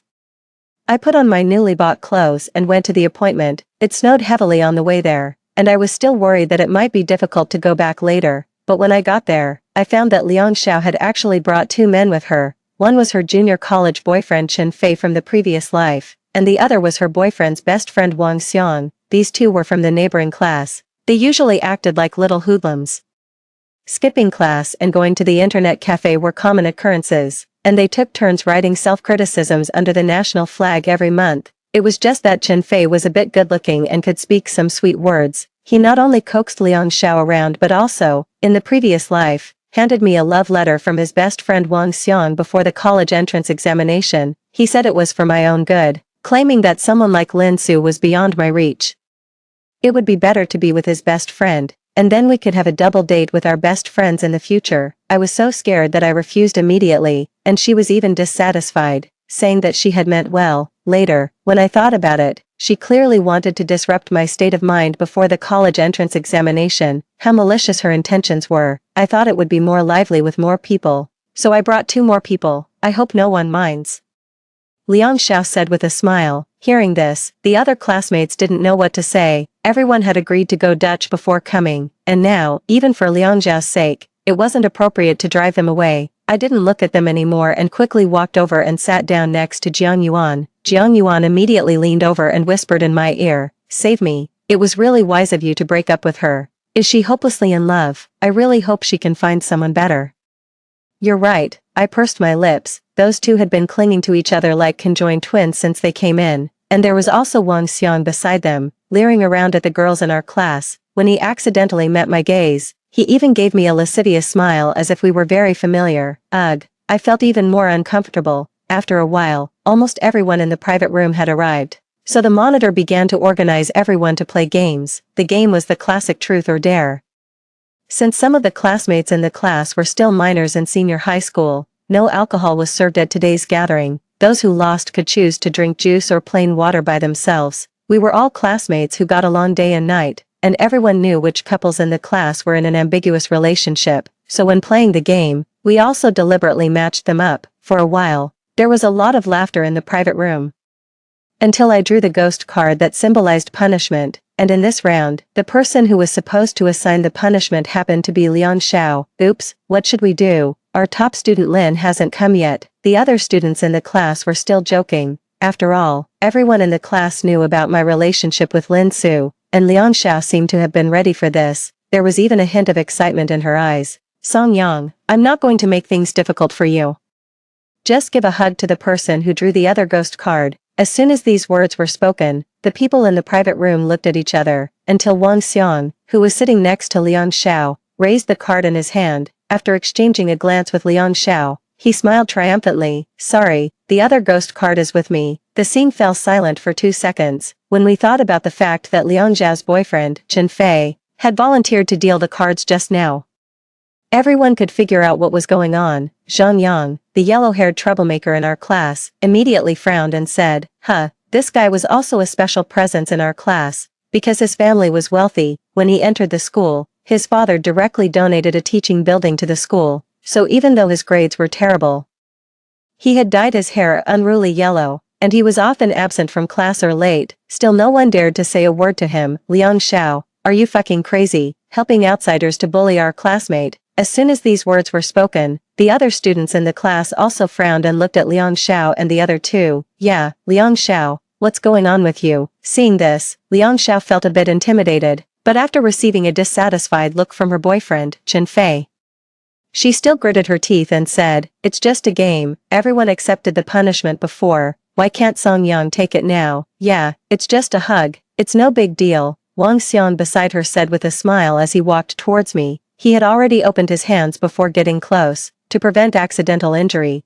I pushed Jiang Yuan, who was trying to stand in front of me, found the right angle, and had already thought about how to kick him to sterilize him. The next second, the door of the private room was suddenly pushed open. Everyone subconsciously looked towards the door. Lin Su, wearing a black down jacket, appeared at the door. When he saw Wang Xiang, who had already walked in front of me, he subconsciously frowned and quickly walked towards me. Before I could react, he had already grabbed my arm and protected me behind him. At the same time, the yellow-haired guy also suddenly stretched out his righteous hand. He pressed down on Wang Xiang, who was half a head shorter than him, and then, like pushing a row of dominoes, he also pushed Liang Xiao and Chen Fei, who were behind Wang Xiang, to the ground, making them fall flat on their faces. Are you fucking out of your mind? A toad wants to eat swan meat. The yellow-haired guy was very angry. He was a bit of a ruffian, but he wasn't stupid, and he had a very righteous heart. You look like a pumpkin. Do you think you're worthy of hugging the potential student of University A in our class? The lovebird couple fell together. The two love-struck people collided, making a sound like water splashing. Damn it, who are you? Liang Zhao's boyfriend obviously knew Zhang Yang's identity and didn't dare to talk back to him, so he covered his head and stared fiercely at Lin Su, who was standing in front of me. This guy was the one who made bombs with his own hands. I thought this in my heart and tried my best to hold back the words "stay away from me if you don't want to be means blown to death" that came to my lips, and took the initiative to affectionately take Lin Su's arm. He's my neighbor's younger brother who grew up with me. As soon as these words were spoken, Lin Su's body stiffened a bit, but he didn't shake off my hand. And the other students in the class also realized what was going on and began to accuse Liang Xiao and the other two. Liang Xiao felt extremely embarrassed. She subconsciously wanted to take Chen Fei's arm, but Chen Fei shook her off. Do you want to make me lose more face? After saying that, he glared at Liang Xiao, stood up, and quickly left the private room. Seeing this, Liang Xiao immediately got up and followed him. Only Wang Xiang was still pressed to the ground by the yellow-haired guy. Meeting the yellow-haired guy's murderous gaze, he was so scared that he confessed everything. It's not my fault. Liang Xiao said she had a single best friend and wanted to introduce her to me as a girlfriend. Hearing this, the aura around Lin Su instantly turned cold. Just you. He only said these 3 words, but it made Wang Xiang's face turn extremely embarrassed in an instant. Damn it, you're ugly, but you have such wild thoughts. The yellow-haired guy also kicked him angrily. At this moment, there were only people from our class in the private room. Wang Xiang knew he was in the wrong, and he didn't dare to say a word after being kicked. He just slunk away. The remaining people looked at each other, then at Lin Su, whose face was colder than usual. Everyone gave up the idea of continuing to play, and one after another advised me that it was getting late, and it was time for our top student to go to bed, so I should take him home quickly. Me. Am I some kind of dog-taming master? There was no other way. I had to lead Lin Su away. Before leaving, I didn't forget to give Jiang Yuan a look. Don't think I didn't see that she was the one who sent a message to Lin Su before the game started. Receiving my look, Jiang Yuan gave me a look that said, "Sister, I understand you." Humph. So you're the one who understands everything, right? I followed Lin Su out of the KTV. The heavy snow outside still hadn't stopped. On New Year's Eve, there weren't many cars on the road. How did you get here? I asked Lin Su. He didn't say a word. Only the snowflakes on his shoulders that hadn't melted answered my question. In the cold winter, coming all the way here from his grandma's house, it was obvious why he came. Don't worry, I wasn't bullied. He remained silent. You came just in time, and everyone in the class was there. They wouldn't really just watch me get bullied. He still didn't say anything. If you're going to be sulky like this, then I'm leaving. After saying that, I turned around and walked away quickly, but before I took 2 steps, I stepped on the snow and slipped. Seeing that I was about to fall and touch the ground, I subconsciously reached out and grabbed Lin Su's arm. Seeing this, he also subconsciously grabbed me. However, the force has an equal and opposite reaction. He caught me, but he lost his balance. Moreover, the road was really slippery in the snowy weather. So with a bang, he held me in his arms, and the 2 of us fell into the snow together. The snowflakes landed on the back of my neck that was exposed. Feeling a bit cool, I stared blankly at Lin Su, who was knocked down by me. We were so close that through his glasses, I could clearly see the eyes behind them. They were as clear as water, and there was only my figure in them. Meeting my gaze, his eyelashes trembled, and he suddenly said, "So, in your heart, I'm still just the neighbor's younger brother who grew up with you, huh?" His question came so suddenly that I didn't react for a moment. I couldn't help but exhale, and the breath just hit his face, so I watched as his face instantly turned bright red. He reached out and pushed my head away, quickly stood up, and then, like picking up a large doll, he lifted me up from the snow and helped me stand firmly. He also patted the snowflakes off my body. "It's nothing." He finally spoke again and said to me in a hoarse voice, "Let's go back." 9. The way back was still extremely quiet. Lin Su's parents had gone to his grandma's house to celebrate the new year. There was no one at his home at the moment, but considering the intimate contact in the snow just now, on the way back, I belatedly understood the meaning of his words just now. My heart hadn't slowed down until now, so I didn't have the nerve to invite him to my house to celebrate the new year. The corridor of the old residential area was a bit dim. I followed him and we went up the stairs one after the other. He coughed loudly twice, and the voice-activated light in the corridor reluctantly turned on. From the first floor to the third floor, it wasn't a very long distance, but because of the narrow corridor and the dim light, a bit of an ambiguous atmosphere was created, until he stopped in front of my house. "Go in," he said softly. The next second, the voice-activated light just went out. In the darkness, I suddenly felt a surge of courage welling up from somewhere, so I stepped forward, reached out, and quickly pulled off the thin-framed glasses on his nose. Before he could react, I stood on tiptoe. It was just a quick touch and then we separated. The next second, I immediately turned around and didn't dare to look at him again. I stamped my foot hard, and the voice-activated light turned on again. I handed him the glasses with my back to him, and the person behind me stood there in a daze for several seconds before reaching out to take them. Then I immediately took out the key, opened the door, and rushed in. My parents were watching the Spring Festival gala sketches and laughing happily. When they heard the sound of the door closing, they just looked up at me, back, then their eyes went back to the TV. I leaned against the door panel with my back, and my heart was pounding nonstop.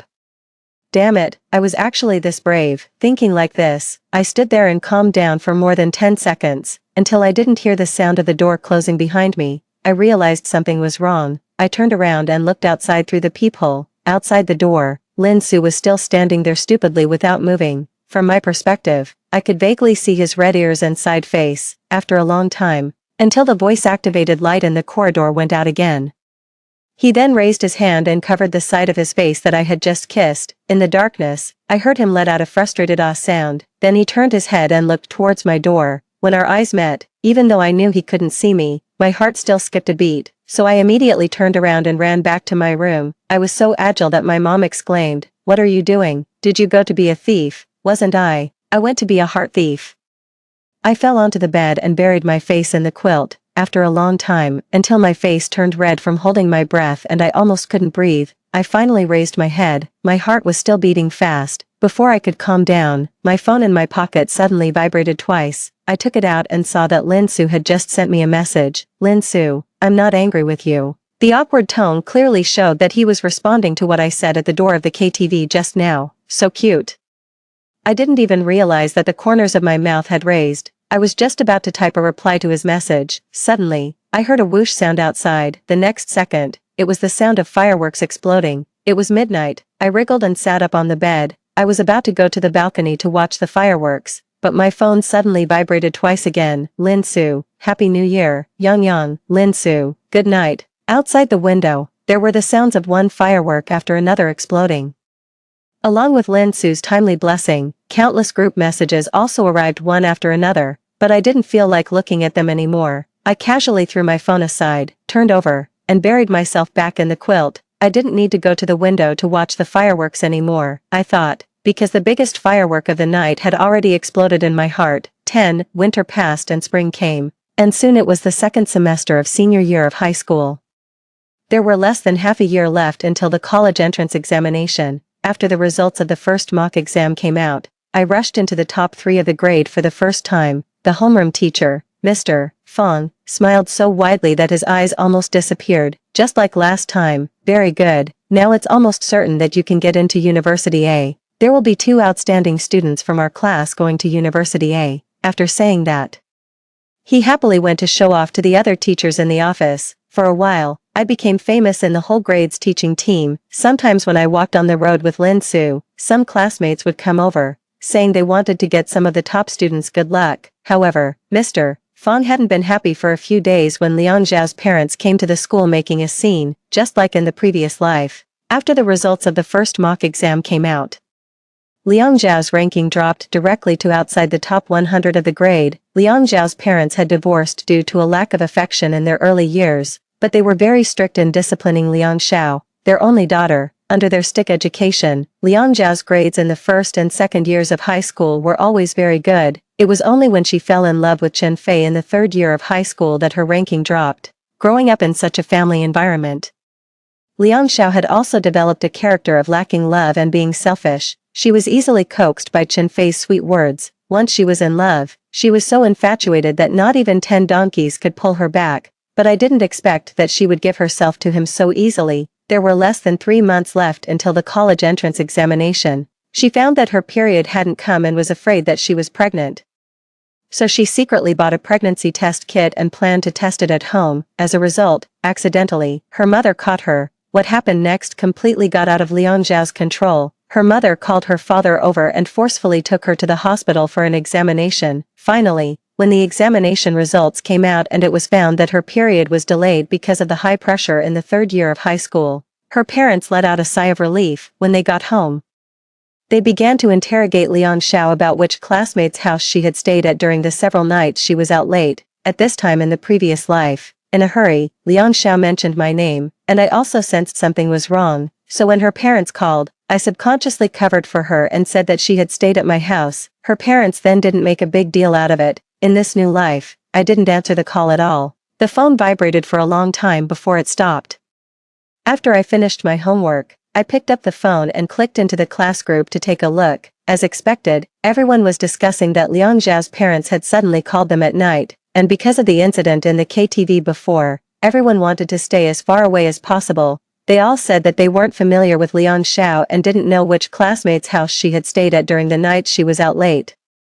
So the next day, Liang Zhao's parents rushed to the school in a rage. What happened next was a complete mess. In the end, Chen Fei, the poor student, was directly expelled from the school because of this matter. Liang Zhao also lost all face because of this, amid the quarrels between her father and mother, who were blaming each other for not fulfilling their parental responsibilities. She directly suspended her studies and went home to prepare for the exam. For a while, the air in the whole school became much fresher. 11. After a heavy rain, the weather gradually became hot. On campus, young boys and girls took off their thick clothes one after another and changed into light summer school uniforms. The vitality of youth could be seen everywhere. The night before the college entrance examination, everyone got together for the last carnival. The familiar song, "The Heart of a Dream Chaser," was playing on the radio. Everyone stood in the corridor and sang in unison, and casually scattered their 3 years of youth all over the campus. In the midst of the flying paper and ink, Lin Su walked through the noisy crowd and came to my side step by step. Under Jiang Yuan's ambiguous gaze, he leaned into my ear and said a word to me. He said, "Yang Yang, I'll be waiting for you at University A." With his words, in the examination room the next day, I was full of energy throughout the whole process. Finally, when the scores came out, I had an outstanding performance beyond my usual level and won the first place in the science category in the city. Throughout that entire summer vacation, I was so happy every day that I lost all sense of direction. On the day the admission notice was delivered to my home, I stood downstairs and shouted Lin Su's name at the top of my voice, and the whole neighborhood heard me. In the scene where a bunch of people pushed open their windows to watch the excitement, a familiar figure finally appeared at the familiar window on the 3rd floor. When he saw me downstairs, the corners of his lips instantly curled up, and I raised the admission notice in my hand and waved my arms cheerfully. "Look, I've been admitted to University A," I shouted happily. "We can go to University A together." Upon hearing this, all the neighbors who had pushed open their windows to watch the excitement burst into joy and congratulated me with smiles. Amid the congratulatory voices, I saw Lin Su open his mouth, and then, as if afraid that I wouldn't hear him, he raised his hands and made a trumpet shape with them by his mouth. The next moment, I heard his voice, which was more cheerful and loud than I had ever heard before. "I heard you." He curved his eyebrows and eyes and smiled more brightly than ever. "Let's go to University together, Yang Yang." That night, Lin Su, who never posted on his social media, unexpectedly posted a status on his WeChat Moments. The caption had only 2 words, "Lin Su, congratulations." The accompanying picture showed 2 admission notices placed side by side. The golden embossed characters on them printed the full name of University A, shining brightly under the sunlight. Right after him, I also posted a status on my WeChat Moments. It was still that picture, but the caption had been changed to 2 different words, "Song Yang, same joy." When I refreshed it again, within just a few minutes, there were already a lot of comments. Jiang Yuan, just a passerby, may I ask what kind of wedding scene this is? Zhang Yang, just a passerby, may I ask what kind of wedding scene this is? The monitor, just a passerby, may I ask what kind of wedding scene this is? I smiled and also left a comment below. Song Yang, stop kidding, he's still a minor, yes, because he skipped 2 grades in a row when he was at school. My childhood friend Lin Su is still a minor now. This is really a sweet trouble. I put down my phone with a helpless smile.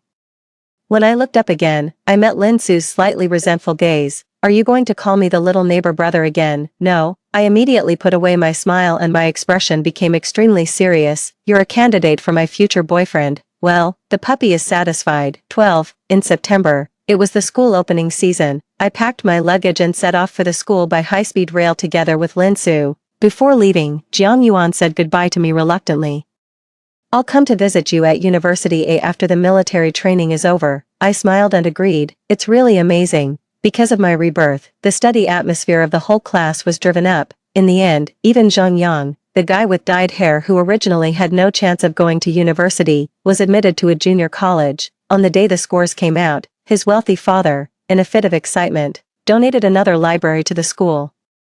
And my deskmate Jiang Yuan also had an outstanding performance in the examination room and was admitted to University Z, which was second only to University A. Since it was just in the neighboring province, we made an appointment to visit each other's schools in the future. However, Liang Xiao, who took a leave of absence from school and went home to review for the exams, saw her grades plummet. In the end, her scores were only enough for her to enter a second-tier university.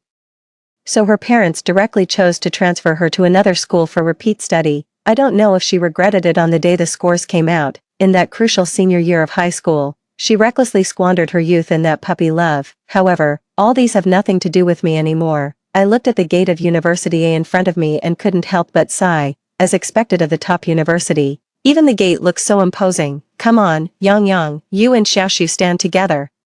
Let me take a photo of you too, Lin Su's father, who came with us to register, suggested with a smile. So the two of us stood in front of the gate of University A. While raising the camera, Lin Su's father was still saying, okay, get closer, a little closer. In the presence of the adults, I felt a little embarrassed and took small steps to get a little closer to Lin Su. Why don't you two give a V sign together? Or pose in some way, as the words fell. Just as I was about to raise my hand to give a V sign, my right shoulder suddenly felt heavy. It was Lin Su who reached out and put his arm around me. I instinctively looked up. In the sunlight, the corners of the young man's lips curled up, and he smiled as happily as he did on the day the admission notice was delivered. When we were 5 years old, he carried his little school bag and we stood at the gate of the kindergarten. The adults smiled and asked us to get closer. He reached out and carefully grabbed my braid, calling me in a childish voice, sister. At the age of 18, I was admitted to his university. We stood at the gate of the university campus, and he reached out and put his arm around me, smiling and whispering in my ear, Yang, get closer. Just like this, get closer, a little closer, click. The picture was frozen at this moment. The end of the main text, extra, love daily life. 1. Song Yang and Lin Su officially got together in their sophomore year of university. Song Yang prepared a surprise for Lin Su's 18th birthday several months in advance and also asked Lin Su's roommates to keep it a secret from him. However, in the end, it was Lin Su who made the first move, before pushing the door open. He suddenly stopped and looked at Song Yang seriously. Yang, I'm an adult today. I know, Song Yang said nervously as she looked at the door. Behind that door was the surprise she had carefully prepared for Lin Su, so much so that she missed the flash of nervousness in Lin Su's eyes. The next moment, there was still the familiar quick kiss. Then, Lin Su turned around and pushed the door open. The roommates who had been waiting behind the door immediately set off the streamers. Accompanied by several bang-bang sounds, colorful streamers fell from the sky, and everyone shouted happy birthday to Lin Su in unison. Only Song Yang, who was still standing at the door, stood there dumbfounded, covering her mouth with both hands, as if there was still a trace of the warmth from Lin Su's lips on them. Damn it, he did this again, but she was still so touched. 2. During Song Yang's senior year of university, she went to an internship in a different place. The two of them had a long-distance relationship that lasted for half a year. It seemed that they had never been separated for such a long time since they were little, so when Song Yang received Lin Su's call late at night, she thought he just missed her suddenly. Yang, the math problems are so difficult, I don't know how to solve them, the person on the other end of the phone said in a pitiful tone. And the words he said made Song Yang a little slow to react for a moment. Seeing that Song Yang didn't reply, the person on the other end said softly again, "But I will work hard so that I can go to school with you." It turned out that the reason for those 2 grade skips was actually like this. Song Yang thought it was a bit funny. After coaxing him to sleep, she finally saw the message that Lin Su's roommate had sent her half an hour ago. Lin Su's roommate, little sister-in-law. "Today is another roommate's birthday. We all had a little drink together. Lin Su is drunk and is shouting that he wants to see his sister. I guess the sister he's shouting about must be you, Lin Su's roommate. When others get drunk, they either fall asleep immediately or act crazy. Only this guy is shouting that he wants to go to school with his sister while doing a whole set of advanced math problems. Lin Su's roommate, it's so scary. Is this what they call the pure love warrior, Song Yang?" The next day after that night, when Lin Su woke up and looked at the completed advanced math problems, he pondered for a few seconds and then turned to ask his roommate, "Did you guys secretly finish my advanced math problems while I was asleep?" "Roommate, am I crazy? Why would I grab your problems to do?" 3. After graduating from undergraduate studies, both Lin Su and Song Yang were recommended for postgraduate studies at their own university. The good news is that Jiang Yuan also got admitted to graduate school here. The bad news is that Lin Su has a little mother-in-law who competes with him for Song Yang's favor. Fortunately, the little mother-in-law fell in love at first sight with Lin Su's roommate. With Song Yang's matchmaking, the two started dating not long after, so the date for 3 people became a date for 4 people. Song Yang often sighs that with such a good friend and such a partner, her life is already complete. The next moment, taking advantage of the fact that the 2 people across the table weren't paying attention, Lin Su quickly kissed her and then asked seriously, "If she and I both fall into the water, who will you save first?" "Song Yang, I remember you can swim." 4. Lin Su had a dream, but if I had listened carefully, I should have noticed that his tone was slightly trembling when he answered the phone. When she was found, her body had already been gnawed by wild beasts and couldn't be recognized anymore.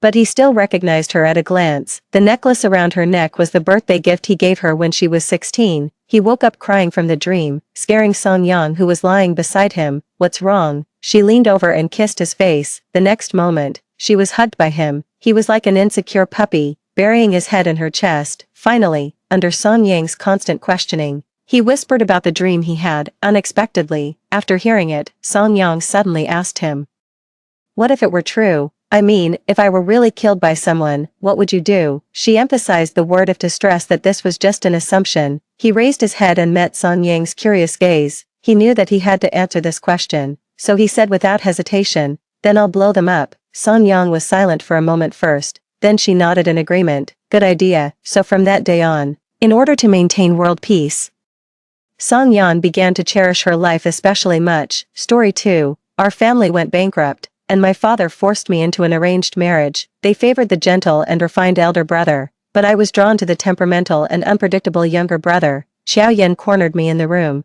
grasping my wrist and demanding coldly, "Jiang Yi, have you lost your mind? You're supposed to marry my brother." I looked at the man in front of me, who, in a past life, had gone nearly insane with vengeance for me after my death. "Xiao Yan, you are crazier than I am." 1. I don't like Xiao Hengyu. I like Xiao Yan. As my words fell, the faces around the dinner table shifted dramatically. "What are you talking about, child?" My mother yanked at me sharply, scolding me for talking nonsense. My father also frowned deeply, his voice low, urging me not to make a scene. In their eyes, Xiao Hengyu was exceptional and outstanding in every way. Xiao Yan, on the other hand, was the complete opposite, impulsive, violent, and a failure. Hearing my words, Xiao Yan across the table was equally stunned, his fork clattering onto his plate. Only Xiao Hengyu managed to maintain his composure, forcing a stiff smile. "That's not bad either. A good thing." The faces of the Xiao Dongliang couple next to him turned pale, but they kept silent. After all, though my family was bankrupt, my father's position in the business world still held influence.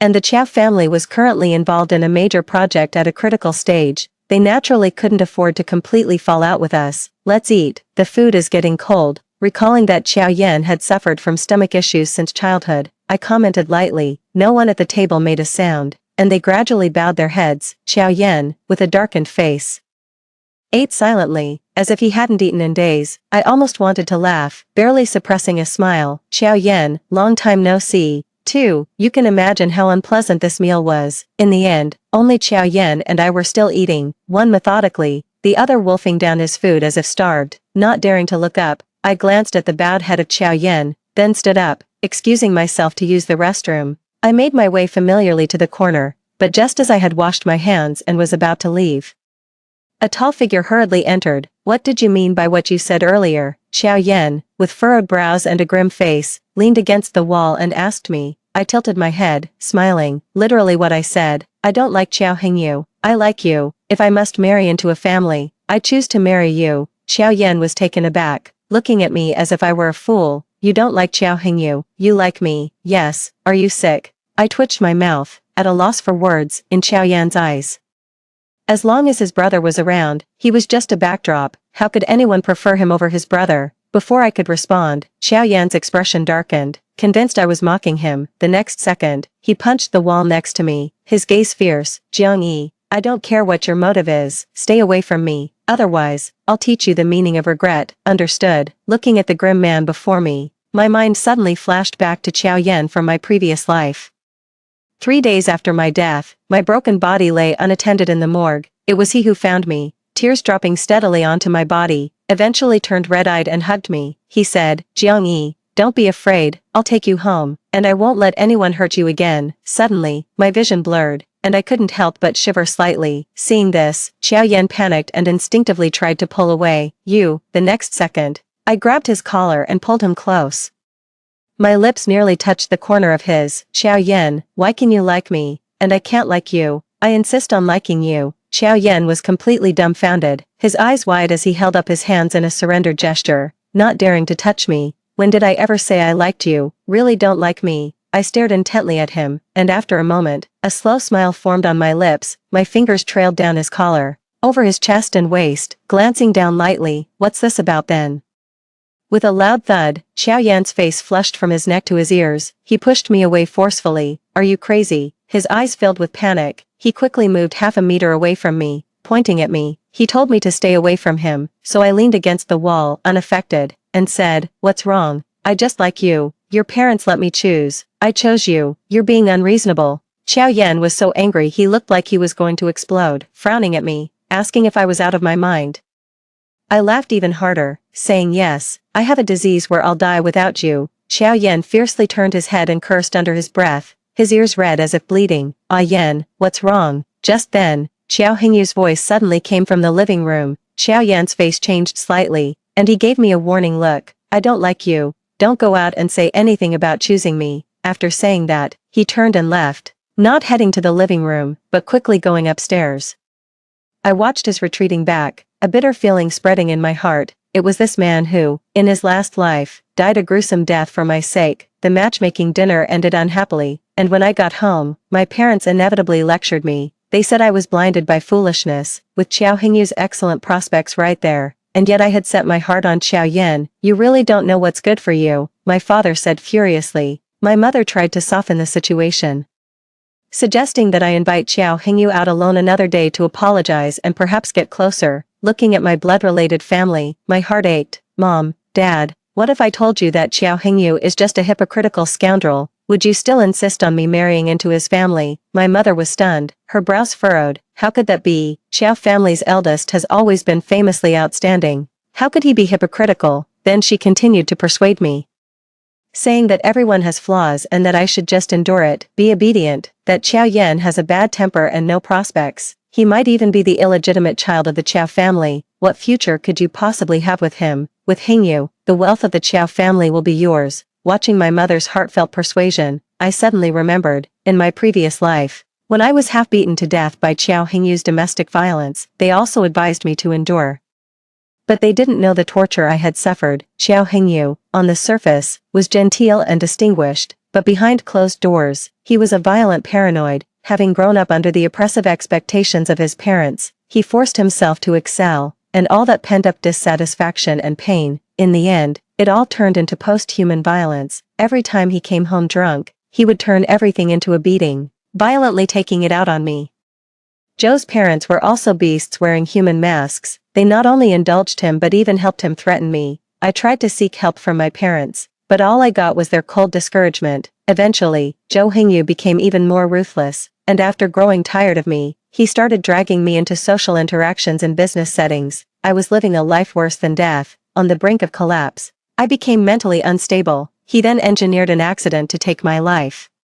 Obtaining a substantial amount of insurance money, he also swapped his facade for the reputation of a loving, devoted husband. After my death, my parents didn't even consider investigating the truth, only Zhou Yan. After my death, he erupted like a madman, step by step, relentlessly driving the people who harmed me into a corner. In the end, he jumped into the sea holding my ashes. I closed my eyes, and my heart gradually grew cold. In this life, I only want Zhou Yan. I clung to Zhou Yan, always finding excuses to seek him out under the pretext of looking for Zhou Hengyu. He was visibly annoyed, repeatedly turning me away with a scowl. Eventually, he simply started avoiding me, but having lived another life, I knew him well enough to easily find him at the racing club. He was dressed in a black racing suit, his athletic figure accentuated, broad shoulders and long legs fully displayed. This was much more provocative than wearing gray sweatpants.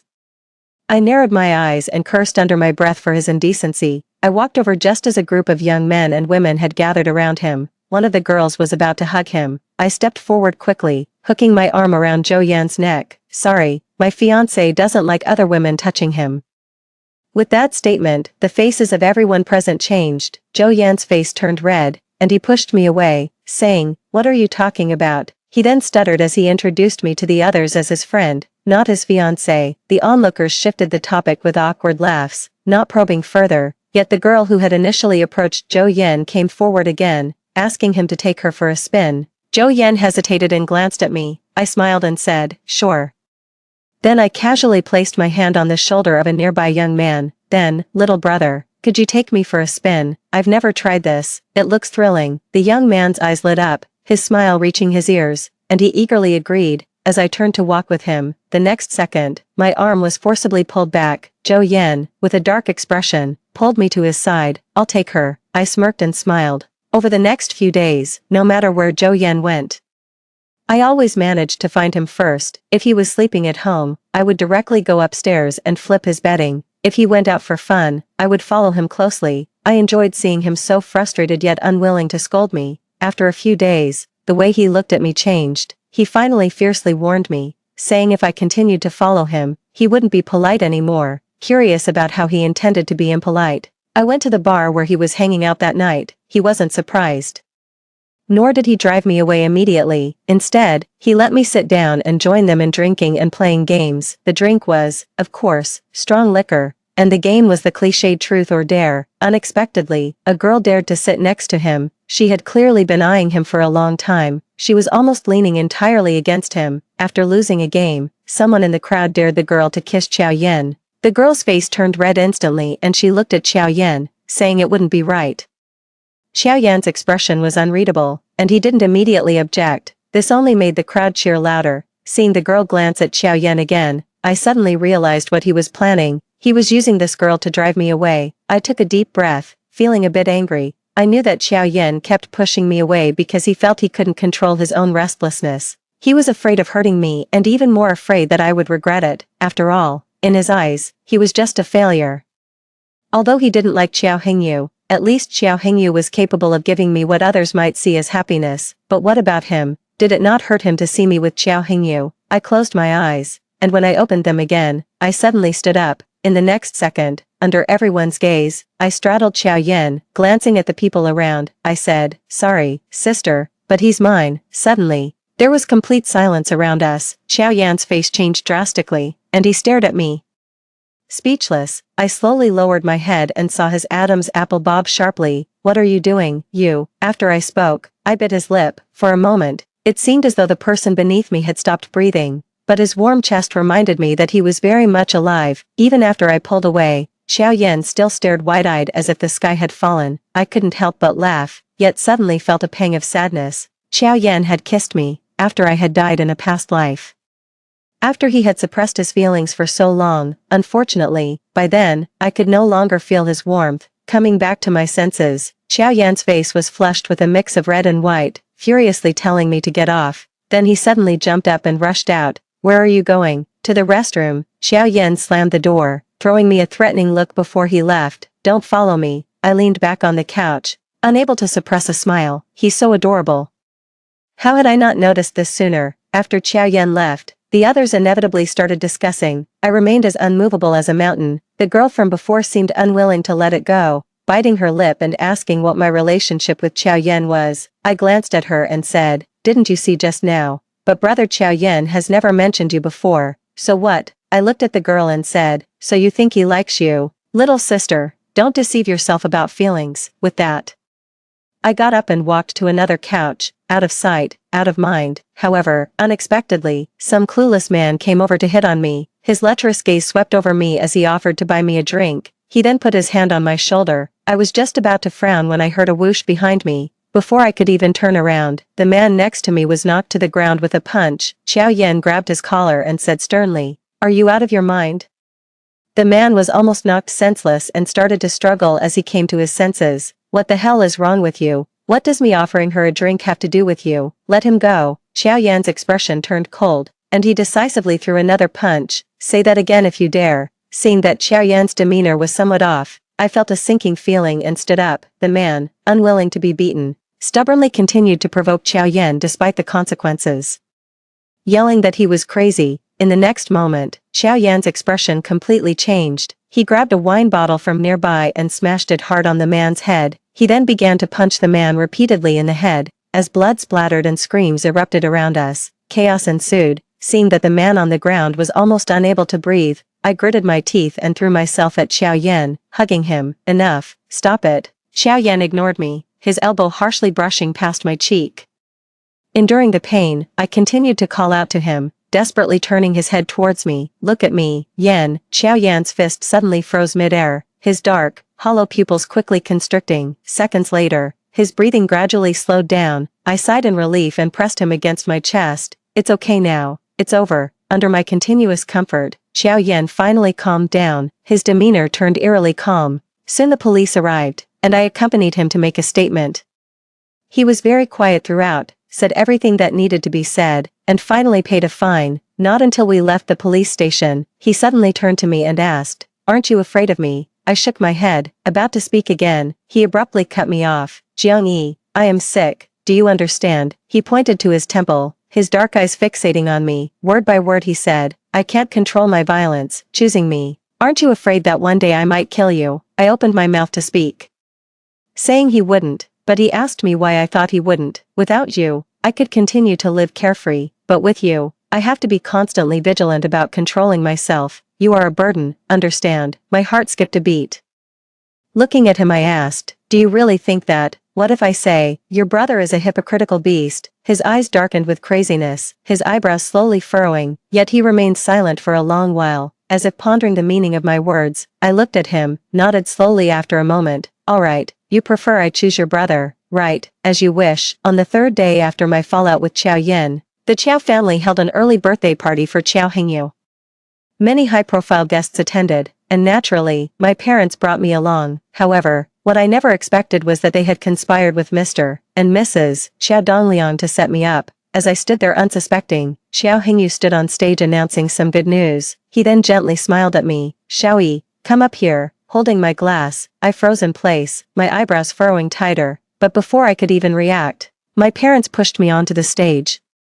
Amidst the enthusiastic applause and murmurs from below, Zhang's daughter, Jiang-yi, "Does this mean a marriage alliance? Should we say it or not? These two are quite a match in terms of talent and beauty, but wasn't there recently a scandal involving the Jiang family? So, isn't this Jiang family reaching above their station?" Amidst the noise, it felt as if I had suddenly returned to a previous life, at my wedding with Qiao Hengyu. The night before the wedding, I caught Qiao Hengyu cheating. Furious, I demanded to call off the engagement. In the dressing room, he slapped me hard, revealing his true nature. But by then, I was trapped with no way out. As I walked down the aisle, I fought back tears, desperately hoping for someone to save me. But no one came. Qiao Yan had already left before any of this unfolded, and I hadn't even noticed him. Now, standing on such a stage again, I felt almost suffocated. Qiao Hengyu had cornered me, banking on the fact that I had no escape.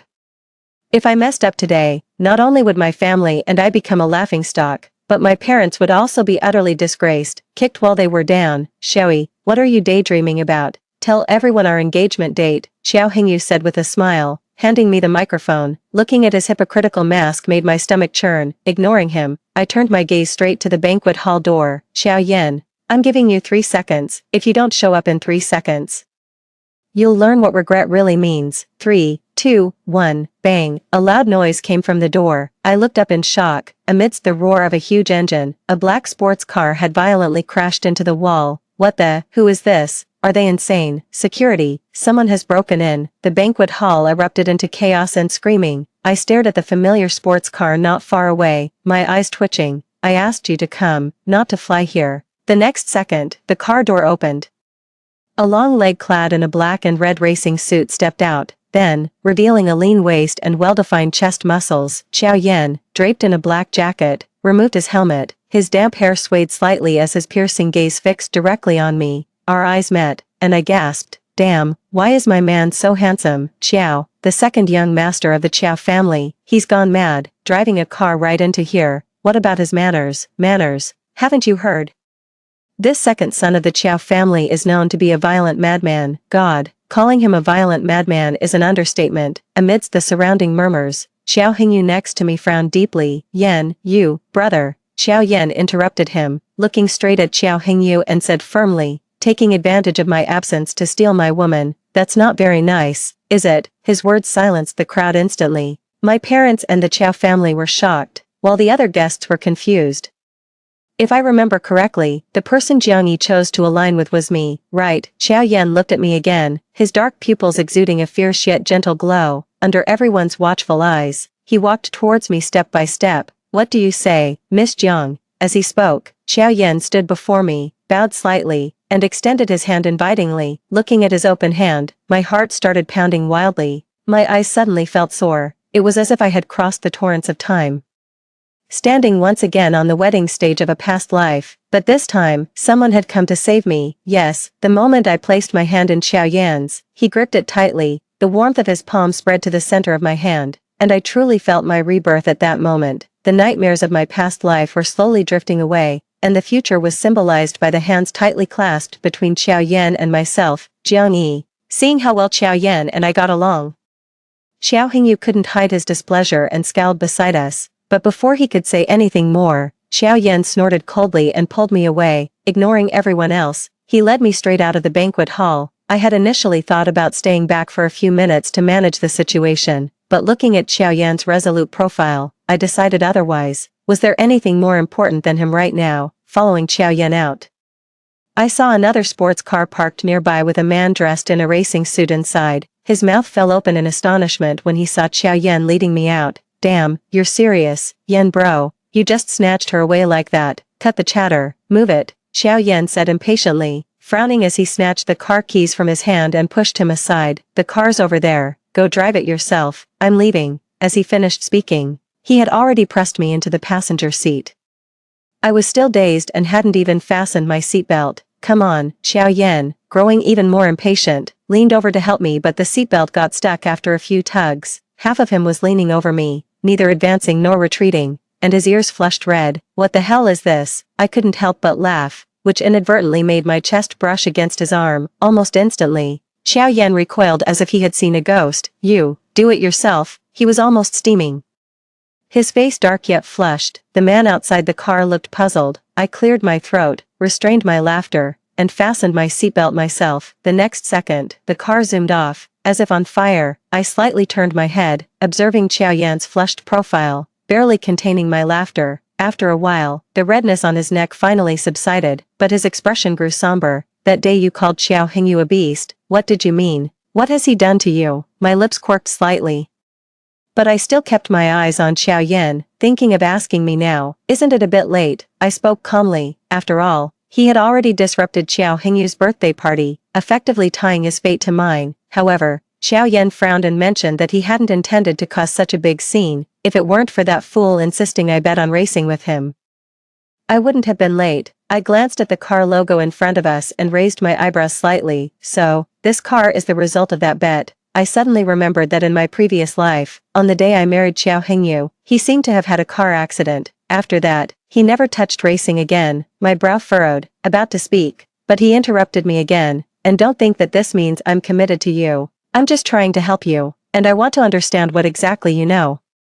Xiao Yan said sternly, keeping his gaze straight ahead, adding that although he didn't have the wealth and power of the Qiao family, he would do his best to help the Jiang family. I looked at him, narrowing my eyes, remaining silent. Seeing that I didn't respond, he frowned, hesitated for a while, and then said, "If you don't want to enter into an arranged marriage with me, just let me know. I'll think of another way for you, Xiao Yan. If you say one more word, I'll pounce on you right here."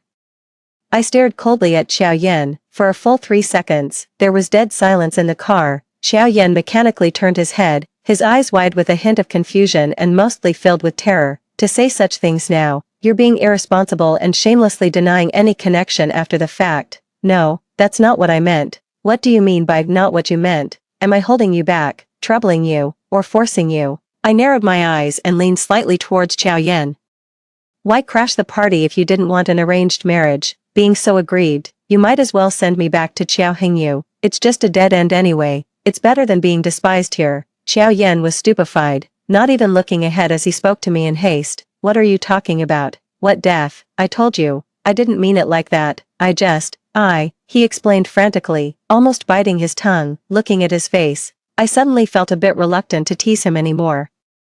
But if it hadn't been for his infuriating words, I wouldn't have purposely agitated him. Recalling the crazy things he did for me in the past life, I closed my eyes and said, "Enough." Xiao Yan paused. The next second, I leaned over and kissed him hard on the lips. "Driving recklessly causes tears. Don't learn from this." With a screech, the tire skidded fiercely. Xiao Yan swerved and stopped the car on the roadside. "Jiang Yi." He shouted at me angrily, staring but unable to speak. Finally, he managed to say with a red face, "Do you realize how dangerous that was just now?" I raised an eyebrow. "Of course I do, but rather than having you send me back, I'd rather die with you." With a click, the safety belt slid off. Before Xiao Yan could recover from the shock, I leaned over and pressed him down on the seat. Glaring at him, I slowly bent down, my lips brushed past his lips, nose, and eyes. Finally, I bit down on his ear. In a hoarse voice, I said, "Better to be a romantic ghost than a vengeful spirit." As I spoke, I felt Xiao Yan tense up, his body stiffening. With a smirk, I pressed down on his wildly beating heart and softly called his name, "Ah Yan." The space in the driver's seat was cramped, and the temperature suddenly soared. Xiao Yan's hand on my waist tightened gradually, radiating intense heat. Watching his Adam's apple move nervously, I chuckled and pressed my lips to it. Thud, thud, thud. You can't park here. Didn't you see that?" Before the sentence finished, the traffic policeman outside the car window stood frozen. 3 pairs of eyes met, and silence ensued. I slowly raised an eyebrow, thinking to myself, "Uncle, you're not young anymore. How can you lack such discernment?" Underneath me, Xiao Yan came back to his senses, his whole body exploding. He fumbled desperately to restore the scene to normal. The more anxious he became, the more his hands touched places they shouldn't. Eventually, he was about to lose his mind. The policeman outside couldn't bear to watch anymore and silently turned away. "Well, anyway, drive off as soon as possible, and remember to pay the fine later." After saying that, he left, cursing under his breath with a flushed face. Inside the car, I sat back in the passenger seat, feeling a bit regretful. "Are you still giving me a ride home, Xiao Yan?" "No." "Oh. Then do I need to remind you again about wanting to be with you?" "No, you don't have to." "All right. Can we go home now? I'm tired." Xiao Yan didn't say a word and swiftly started the car. I grinned at the car window. "You're still not beyond my handling." After Xiao Yan and I left, Xiao Hingyu cleaned up the mess. To maintain his image as a humble gentleman, he publicly announced that I had chosen his brother. Since his brother wasn't there, he looked after me on his behalf, and in reality, he was about to announce the good news about Xiao Yan and me. He also subtly suggested that Xiao Yan had his own merits, hoping that Xiao Yan and I would receive everyone's blessings. With these grand-sounding words, Xiao Yan and I instantly became the target of public criticism. Some criticized me, saying I, the esteemed Miss Jiang, ignored such an admirable elder brother to choose a worthless man. Others cursed Xiao Yan, listing the outrageous things he had done over the years, mocking him for being worlds apart from Qiao Hengyu. Noting that such disgusting actions were not surprising, what a pity for the great young Master Qiao, a 1 in 100 talent, to be insulted like this. Exactly, but I don't think Qiao II and Miss Jiang will last long. An ignorant girl and a deranged brute. TSK. Amidst the sighs, I just lay at home planning my next move. Having experienced my past life, this was nothing. Right now, the most important thing was to persuade Xiao Yan to return to the Qiao family business. Without reclaiming what belonged to him, our future would certainly be challenging. Thinking this, I sprang up and hummed a tune while doing my makeup beautifully. I hadn't seen Xiao Yan in 2 days, and I was itching to see him blush. Just as I finished getting ready and opened the door, I saw my parents sitting in the living room with worried faces. Seeing me come out, their faces grew even longer, asking where I was going. To the Qiaos. I answered and was ready to leave. But my mother stood up and walked over. Judging by her expression, I knew she was about to scold me again for choosing Xiao Yan. I raised my hand to stop her. Mom, don't worry about the issues at home. The Qiao family won't dare not help. As for the rest, I looked at my mom and said word by word, you never interfered with my life before, and there's no need to start now. I will provide you with a carefree life, but beyond that, nothing else. After saying that, I left without looking back. In my previous life after I died, my soul somehow didn't dissipate. That's why I could see what Xiao Yan did for me. I also saw my parents. I saw them grieve for a while, but then they followed the Qiao family's suggestion and moved abroad.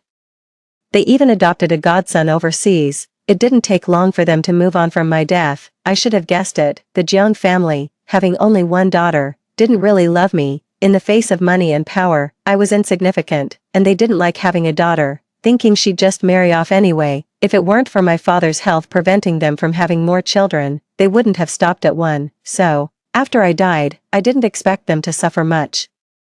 But seeing their indifference, my heart trembled with pain. At that time, I felt even if I lived again, it wouldn't mean much. Not until later, when I saw Xiao Yan, I watched him hold my body and weep, watched him completely sever ties with the Qiao family. I watched him take revenge for me alone, to confront the Qiao family. He even knelt down and begged for help. Severely beaten, the already injured leg was further impaired. At that moment, my soul was fiercely stirred. I swore, if given another chance, I would never let him suffer again. Upon arriving at the Qiao's residence, I heard the sound of shattering glass as soon as I entered. This was followed by the furious scolding of Qiao's father. If you don't want to be part of this family, then get out. What do you think you are? Without the Qiao family, would you have everything you have now? Then came the insincere attempts of Qiao's mother and Xiao Hingyu to calm the situation. I pursed my lips slightly, already guessing who they were scolding, but with Xiao Yan's temperament, would he really just let them berate him? With a frown, I stepped forward and entered. I saw that the large aquarium in the living room had shattered. The fish inside lay on the floor, motionless as if they had long been dead. In addition, there was an ashtray with bloodstains on the floor. Xiao Yan stood amidst the wet floor and glass shards, a wound on his forehead bleeding. In an instant, my chest felt like it would burst. They dared to harm Xiao Yan. Were they insane? I quickly approached Xiao Yan to ask what had happened. He hadn't expected my sudden appearance. His darkened face froze, wondering why I was there. I'm asking you, what happened? Who did this to you? Perhaps my grim expression made it difficult for Xiao Yan to speak. Qiao's father, with a face as dark as iron, sternly admitted he did it and asked what about it. Xiao Hingyu, sensing the tension, quickly came forward to ease the atmosphere. While soothing his father, he explained to me. He said that Xiao Yan, either out of bad mood or something else, had killed his father's favorite fish with medication. It has been confirmed that the powder was a medication Xiao Yan takes for managing his emotions. Father was a bit upset and gave him a lecture. Before he could finish, flashes of past events surged in my mind. In an instant, I glared at Xiao Hingyu, wishing I could end him right there. Taking a deep breath, I stood still. Instead, I turned to look at Xiao Yan. Did you administer the medication? Xiao Yan was startled, denying it immediately, but then he lowered his head, his face growing cold. Let it be. If they say so, it doesn't matter. I insisted it did matter. Why should you suffer for something you didn't do? Turning to the Qiao family, my gaze fell on Xiao Hingyu. If I remember correctly, he's also on similar medication. Why didn't my uncle and aunt suspect him? Qiao's mother, taken aback, quickly glanced at her son, not concerned whether he was guilty, but shocked that he was taking medication. Xiao Hingyu's face momentarily stiffened, then he retorted, I don't know where you heard that, but I'm healthy and don't take any medication. Bullshit. I interrupted him calmly, stating that he had told me himself. Xiao Hingyu turned visibly more upset, but before he could speak, I cut him off. If you don't believe it, why don't you have someone check his room? Qiao's father, already looking grim, became even more enraged after my persistent questioning and unreserved language. Miss Jiang, are you suggesting I wronged Xiao Yan? Someone go and check. I want to see who exactly is being wronged here. At that command, two subordinates immediately headed upstairs. Xiao Hingyu's expression completely changed. He tried to stop it but it was too late.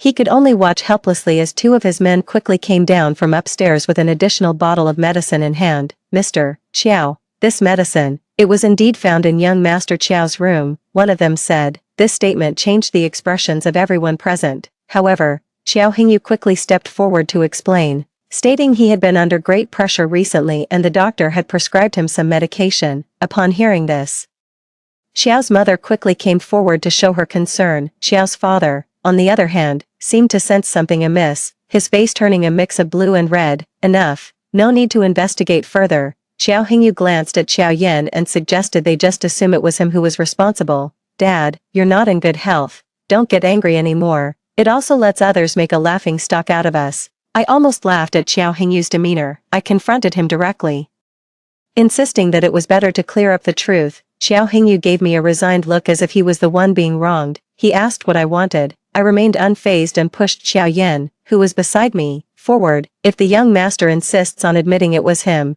then he should apologize to Xiao Yan. Xiao's father began, his eyes widening in anger, but Xiao Hingyu stopped him. He smiled faintly, then turned to Xiao Yan and apologized. I shouldn't have wrongfully accused you.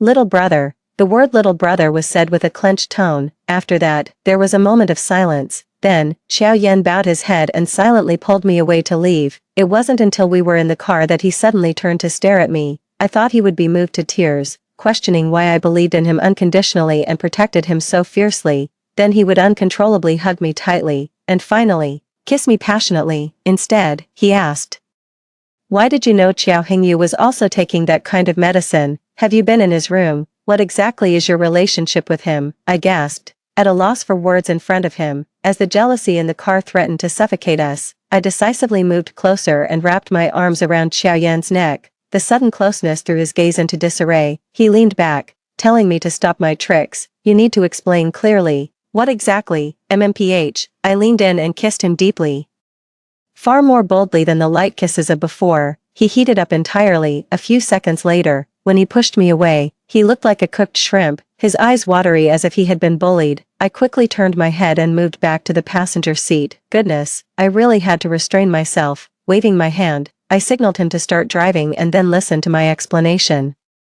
Xiao Yan, still dazed, nodded and obediently started the car. My heart melted. About the things from my past life, it wasn't that I didn't want to tell Xiao Yan. Firstly, it was too unbelievable, and I feared he wouldn't believe it. Secondly, the past life was too painful. It hurt me, and it hurt him. I didn't want to remind him of those memories. So, after thinking, I made up an excuse. I said Xiao Hingyu was a senior from my previous school, but I had inadvertently discovered he wasn't as he appeared.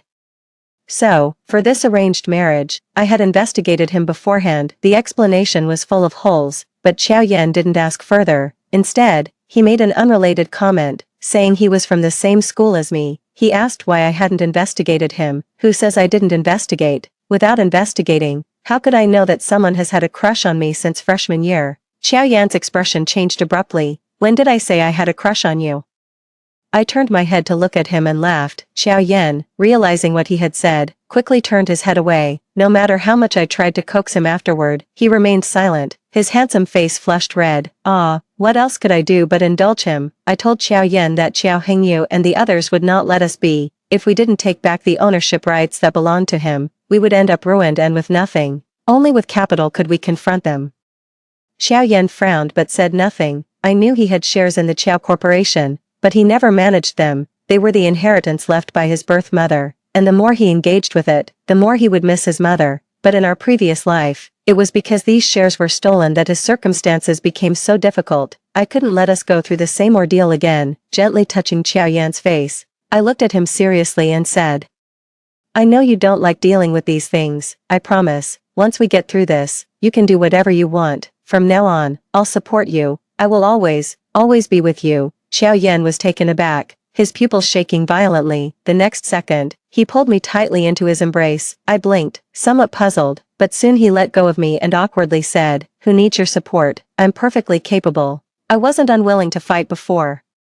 I was just worried that problems could affect the Jiang family. Your parents must be really worried now, right? He paused, then said in a low voice, "If things really go wrong, run as far as you can." Got it. It was only then that I realized why he had endured Father Chiao's abuse in the Chiao family. Feeling a pang in my heart, I decisively looked up and pecked him on the lips. I'm already yours, where else could I run? Wherever you are is where I belong. Xiao Yan turned his face away. His eyes dark and unreadable, but after a few seconds, he gripped my hand tightly, almost crushing it. Jiang Yi, I won't let you lose. The next morning, Xiao Yan and I officially started our plan. In our previous life, Xiao Hingyu had me toyed with by his business partners, using me like some object to gain benefits for him. He even sent me to the beds of some old shareholders to stabilize the company. But it was also because of this that I was able to remember each of these people clearly in my heart. I knew exactly how many dirty deeds were hidden inside Qiao Corporation. I knew who was corrupt and who was clean, who was cunning and who was merely a facade. With my guidance, Xiao Yan quickly caught on to several of these rotten characters. Then at the shareholders' meeting, he appeared suddenly, catching everyone off guard. As his little assistant, I followed by his side. Watching Xiao Hingyu and some shareholders' faces change dramatically, feeling extremely satisfied, some used the excuse that Xiao Yan hadn't managed the company for a long time to argue that he no longer deserved to be a shareholder. Xiao Yan scoffed coldly and sat down with a drag of his chair. It's true I haven't managed the company, but my shares have still been profiting the company, unlike you, who appear diligent but engage in shady dealings behind the scenes. It's a miracle the company has survived this long under your management. The old shareholder turned pale. He choked out that Xiao Yan was slandering him. He said he had been in the Qiao Corporation for 8 years, and even the chairman had never spoken to him like that. Other shareholders chimed in, criticizing Xiao Yan and mocking him for his ignorance and audacity to show his face here. Hingyu now found himself overshadowed. You're not going to throw him out? With someone like him in the company, it chills my heart, an old shareholder exclaimed loudly. Everyone then turned their attention towards Xiao Hingyu. Xiao Hingyu massaged his temples, feeling a headache coming on. Yan, you see, it's not that I don't want you to stay. Sai, you should go back first. I'll discuss with Mom and Dad tonight to see if we can arrange something else for you. You don't need to handle the company's affairs anymore. Why can't I be involved? Has the Qiao family become so dominant now? Xiao Yan interrupted him calmly. He stated that his shares were there, and no one had the right to take away his rights. Mr. Kai, do you think I have wronged you? He squinted his eyes towards the old shareholder, his deep dark pupils flashing with a cold light. Then take a look at what these are. Saying so, he gestured towards me with a nod of his chin. Go, throw it in his face. I nodded, took a thick folder, walked over, and slammed the folder hard into the old shareholder's face. With a loud thud, the old shareholder, along with his chair, was knocked to the ground by me. The entire office fell silent. I dusted off my hands, which were not even dirty, and strutted back to Xiao Yan's side. Xiao Yan gave me a look, his face seemingly spelling out a giant 6. The others exploded in anger a few seconds later. Mr. Kai's face was a picture of varied expressions. He struggled to his feet, pointing at me and Xiao Yan, and began cursing loudly. At that moment, the file I had slapped on his face was picked up by someone nearby. That person was the first one Xiao Yan and I had won over. With a look of horror, he started reading the contents of the file, detailing the years Mr. Kai had embezzled money by exploiting his official position. Every case was laid out for all to see. Mr. Kai paled dramatically, and by the time he reacted and tried to snatch the file, it was too late. The drama ended with him being taken away by the police, but for Xiao Yan, this was just the first battle in the company. Before leaving, I glanced at Xiao Hingyu's extremely gloomy expression and slowly curled the corners of my lips. Don't worry, this is just the beginning. Over the following days, Xiao Yan and I began to conquer the company. Everyone knew Xiao Yan was unpredictable and violent, and rumors even suggested he had a mental illness. He didn't even need to reprimand people behind their backs. He would hit you in the face, and you had to bear it. Thus, many began to tread carefully around Xiao Yan, and those with issues tried every means to get him out. Flawed plans and well-set traps, time-wasting and indigestible projects were all handed over to Xiao Yan. They were convinced Xiao Yan was incompetent and would mess everything up. However, the flawed plans, once revised by Xiao Yan, quickly gained approval, and the results were remarkably good. He cleverly avoided the traps set for him, kicking out a few non-performers, which increased team cohesion, and that project they couldn't digest. It was because Qiao's rival was manipulating it from behind, and this person, I had wanted to meet since my rebirth. Nowadays, it has become neglected. After all, at the previous birthday party, I chose his younger brother in front of everyone and left him behind. Even if he keeps up appearances, some will question his capabilities. Xiao Dongliang was furiously upset but helpless, and Xiao Hingyu After receiving the call that He Yiming agreed to meet, Xiao Yan and I immediately prepared to go. Unexpectedly, as we reached the downstairs, we bumped into Xiao Hingyu. His eyes were dark and brooding, his face showing signs of fatigue, so much so that he almost didn't manage to hide his malice when he first saw Xiao Yan and me. However, he quickly recovered, smiling and greeting me and Xiao Yan. Yan, you've been doing well lately. It seems that Xiaoyi is truly your lucky star.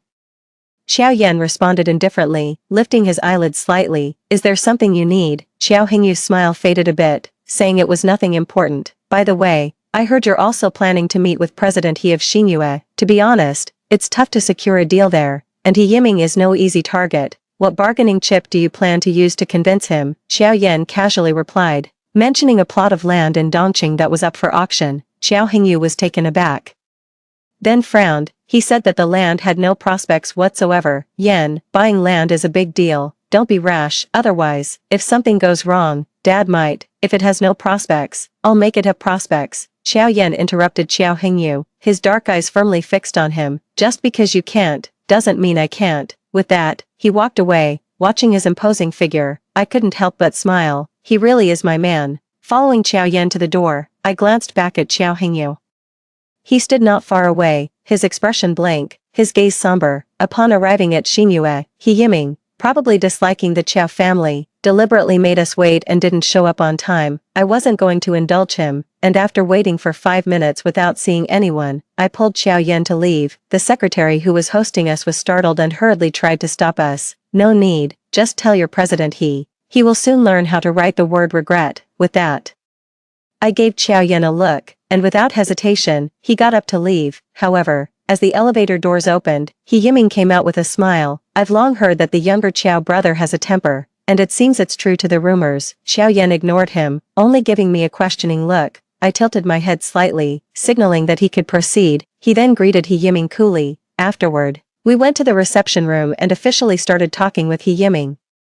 Upon learning that we were using the plot of land in Dongqing as our bargaining chip, his eyebrows raised. That plot of land, I hear it has a bad reputation. Are you playing with me? Xiao Yan frowned impatiently. Believe it or not, that's up to you. He Yiming's mouth twitched. I couldn't help but smirk, feeling quite pleased inside. That plot of land would later be developed by the government and become a highly sought-after site. This was something I told Xiao Yan based on my memories from a previous life, and he almost immediately believed it. Pausing for a moment, I spoke calmly. President, he should be aware of my identity. I won't hide it from you. Our goal is the entire Qiao family, so naturally, we've come fully prepared. I stared at the man across from me whose expression had slightly changed, and said softly, it's up to you, President He. If you dare to take this gamble. As the words fell, He Yiming stared at me for a full 10 seconds. Just as he was about to speak, Mr. He, have you seen enough? Xiao Yan spoke sternly, a dangerous glint in his eyes. I'm telling you. He Yiming almost failed to maintain his authoritative demeanor. She responded irritably that he had a wife. Xiao Yan continued to glare at him, clearly jealous. I couldn't help but suppress my laughter and quickly hugged my little wolf dog to comfort him. Only then did Xiao Yan calm down, urging He Yiming with a prompt, if it works, it works. If not, we'll find someone else. He Yiming's face turned ashen. He said yes, what more to confirm? With that, the deal was sealed. As I looked at Xiao Yan more, I liked him even more, and couldn't help but kiss him while he was buckling his seatbelt. He frowned at me, warning about the dangers in the car. Oh, so it's fine when we get back. Fine, can you not? He was flustered, his face turning red, unable to voice his objections. I teased, asking how could I not seduce him like this. Suddenly, he let out a deep breath, his dark eyes intently gazing at me. I should be the one to initiate this. After saying this, he gently pressed the back of my neck with one hand and leaned down to kiss me. I suddenly widened my eyes. For a moment, it felt like countless stars burst in the corners of my eyes. My heart stopped beating. Xiao Yan kissed my lips lightly, his movements gentle yet profoundly affectionate. My heart was completely captivated by him. Soon, Xiao Yan and I took a photo of the land in the eastern city. The internet erupted with ridicule and insults. This Qiao family's second son really has issues, buying a piece of unwanted land without even looking. Alas, the older Qiao sibling is so capable. How come the brother is so lacking? If the Qiao Corporation falls into his hands, it wouldn't last half a month. For a time, even the Qiao Corporation's people had complaints about Xiao Yan. Several shareholders even joined together to try to oust him, and even called Xiao Dongliang for this purpose. In the meeting room, Xiao Dongliang placated everyone with a smile, his greedy and selfish nature apparent in every wrinkle on his face. He criticized the recent actions of Qiao Yan with a dismissive remark, turning his head to glance at Qiao Yan, his lips slightly curled downwards. "You don't need to worry about the company's affairs for now, just go do whatever you want." "What about my shares?" Qiao Yan asked. Looking up, Xiao Dongliang frowned unhappily, saying, "What do you mean your shares? Those are the Qiao family's." In that instant, Xiao Yan's expression darkened significantly. He remained silent, but the chilling aura he emitted exerted a strong pressure, silencing the entire meeting room. "I'll say this only once." Looking at the slightly changing expression of Xiao Dongliang, he enunciated every word. "That's not yours or the Qiao family's. It belongs to my mother. You better not touch it." Xiao Dongliang opened his mouth, then coldly said, "No one cares about that little bit of shares. Hingyu, cash it out for him right now and then have him kicked out of the company." "No." Xiao Yan coldly met his gaze, stating he didn't want the money. With that statement, the atmosphere in the meeting room instantly tensed. Everyone thought this meant he wasn't settling for a small portion, but aiming for something bigger. However, moments later, Xiao Yan only made one request to Xiao Dongliang. Xiao Dongliang paused, a flicker of confusion in his eyes, but he almost immediately agreed. Beside him, Xiao Hingyu's brow furrowed tightly, his lips moved as if he wanted to speak, but seeing the expression on Xiao father's face, he held back.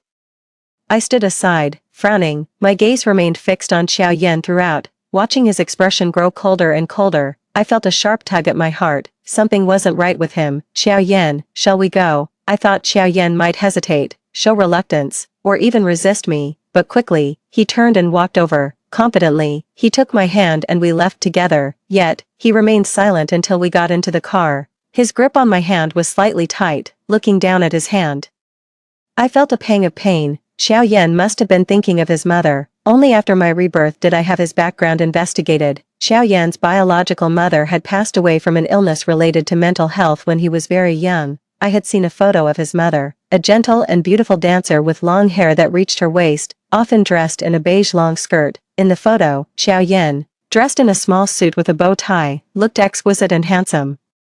He was being led by his mother, dancing with her in the role of a male dance partner. It was the last dance of her life. Later that winter, his mother died, and the mother of Qiao Hingyu, who was older than him, moved in with her children. What he found even more unbearable was realizing his father had been unfaithful years before. In his agony, he screamed and broke down, but he was just a child and could do nothing. He followed his mother's advice and continued living well. But the pain he suppressed in his heart grew too much, increasingly making it hard for him to control his emotions. "Xiao Yan," I called out softly. Xiao Yan looked up immediately and said he was fine. Feeling the increasing pressure in his grip, I sighed and pulled him into my embrace. "Speak up if you're upset. Curse if you feel like it. Don't suppress any emotions in front of me." Xiao Yan shuddered violently and finally let go of my hand. "I'm sorry, I hurt you. It's okay." "I know you didn't mean it." Xiao Yan didn't respond but lifted his arms to embrace me. A few seconds later, I heard muffled sobs close to my heart. Xiao Yan took deep breaths, hugging my waist tighter and tighter. Feeling his pain, I couldn't help but tear up myself. What people fear most isn't death, but living alone. That's true for both him and me, but together in each other's arms, we would never be alone again. "Don't worry. I'm here." After an indeterminate amount of time, the person in my arms struggled slightly. "Jiang Yi." "It's stuffy." Startled, I let go of Xiao Yan. He quickly moved back to the driver's seat, his ears red as if bleeding. Veins on his neck stood out prominently. I glanced down at the creased fabric on my chest and lightly raised an eyebrow. "Stuffy, you seem to be enjoying it." Xiao Yan's face flushed instantly, and he started the car in haste. I chuckled, the gloom in my heart clearing away. Later, Xiao Yan moved out of the Qiao family home. He bought a house on his own. Over the years, he had saved money from racing bets and stock investments. I helped him organize the house, arrange the furniture, and turn the place into a home. He listened to everything I said, claiming that being a man, he wasn't too fussy. I hummed in response, "Should we get a double bathtub then, or make the small bathroom in the bedroom have transparent glass?" "Right. The bed in the bedroom isn't big enough. We need to buy a bigger one." Xiao Yan's face turned unnatural, and he stuttered asking why. I tiptoed and whispered in his ear with a light laugh, "What if it's not enough for us?" Xiao Yan tensed up, his Adam's apple bobbing quickly. Seeing his embarrassed look made my heart flutter. I was about to stop teasing him, but in the next second, he lifted me by the waist and threw me onto the bed, pressing down on me before I could bounce back. Then came a flurry of kisses. "Jiang-yi, what kind of engagement party do you want?" he asked, gripping my hand after the kiss. I paused, only then remembering that we had an engagement party to organize. Being from prestigious families, we had to follow certain protocols. Thinking it over, I said I'd go with whatever he suggested, as I didn't have any particular ideas. After all, both engagements and weddings weren't very appealing to me. Xiao Yan stayed silent for a moment, then just held me without a word. Half a month later, on the eve of our engagement party, the internet exploded. The plot of land Xiao Yan and I had was taken over by the government. They planned to develop the area heavily, with substantial investment expected. The main beneficiaries would naturally be the landowners and related personnel. When He Yiming called, Xiao Yan and I were at his small company. Yes, he now owned a company. He had cut off his mother's shares and started this company unrelated to the Qiao family business. Xiao Dongliang was more than happy. He considered Xiao Yan staying as a calamity for the Qiao family and was eager to push him out, but he and Xiao Hingyu probably couldn't guess that this was all part of our plan. Only by completely severing ties with the Qiao family could we can only breathe easy once the Qiao family falls from power. "Mr. Qiao, I'm sure you've seen the news about that plot of land on the internet," someone mentioned. He Min thanked them and then stated that he was ready to help whenever needed. Xiao Yan probably still held a grudge from last time, as he responded coolly and abruptly hung up the phone. However, when he turned to look at me, he transformed into a puppy. His eyes sparkled as he leaped towards me. "Tired," I said. I patted his head soothingly. "Just hang on a little longer, it's almost over." After a pause, Xiao Yan suddenly asked me how I planned to deal with Xiao Hingyu. The online sentiment towards him has already started to sour, and many partners are defecting. Should we take this opportunity to bring him down and ruin his reputation? No. I looked at Xiao Yan's sharply contoured face and said that would only ruin him financially, not his reputation. I want him to taste true despair. Xiao Yan looked up at me, and after a moment, he placed his hand on my forehead. "I will do everything in my power to help you. Don't frown." I was taken aback and felt a twinge in my nose. Later that afternoon, I said I had some things to take care of and parted ways with Xiao Yan. Standing in front of the club, my body began to tremble uncontrollably. Even digging my fingernails into my palm didn't help. This place was Xiao Hingyu's private club and my personal nightmare. He kept a group of high-class ladies here to vent for him and some so-called big shots. I had seen girls being carried out of rooms covered in blood multiple times. Those who came here were not human. They were less than trash. After a moment, I closed my eyes and stepped inside. Having been reborn, I had already started making plans and had planted spies inside. I reached a floor that only VIPs could access and heard faint noises from the rooms.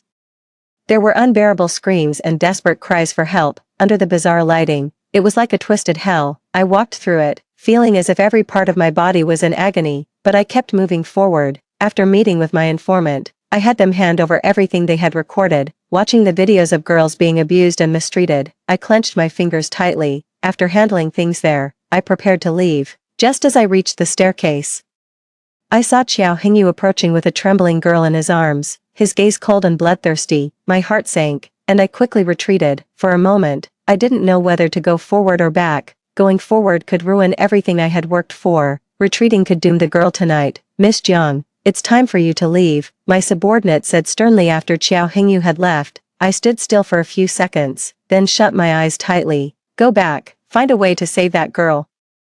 Xiao Hingyu has been frustrated these days. He could kill her in his anger," I said. My subordinate tried to stop me, saying he wasn't beastly enough to kill someone just like that. "He will," I insisted, suppressing the trembling in my heart. "I know him better than anyone." My subordinate looked at me, opened his mouth to speak, but then simply nodded his head. As I expected, by the time the girl was rescued, she had already been severely beaten.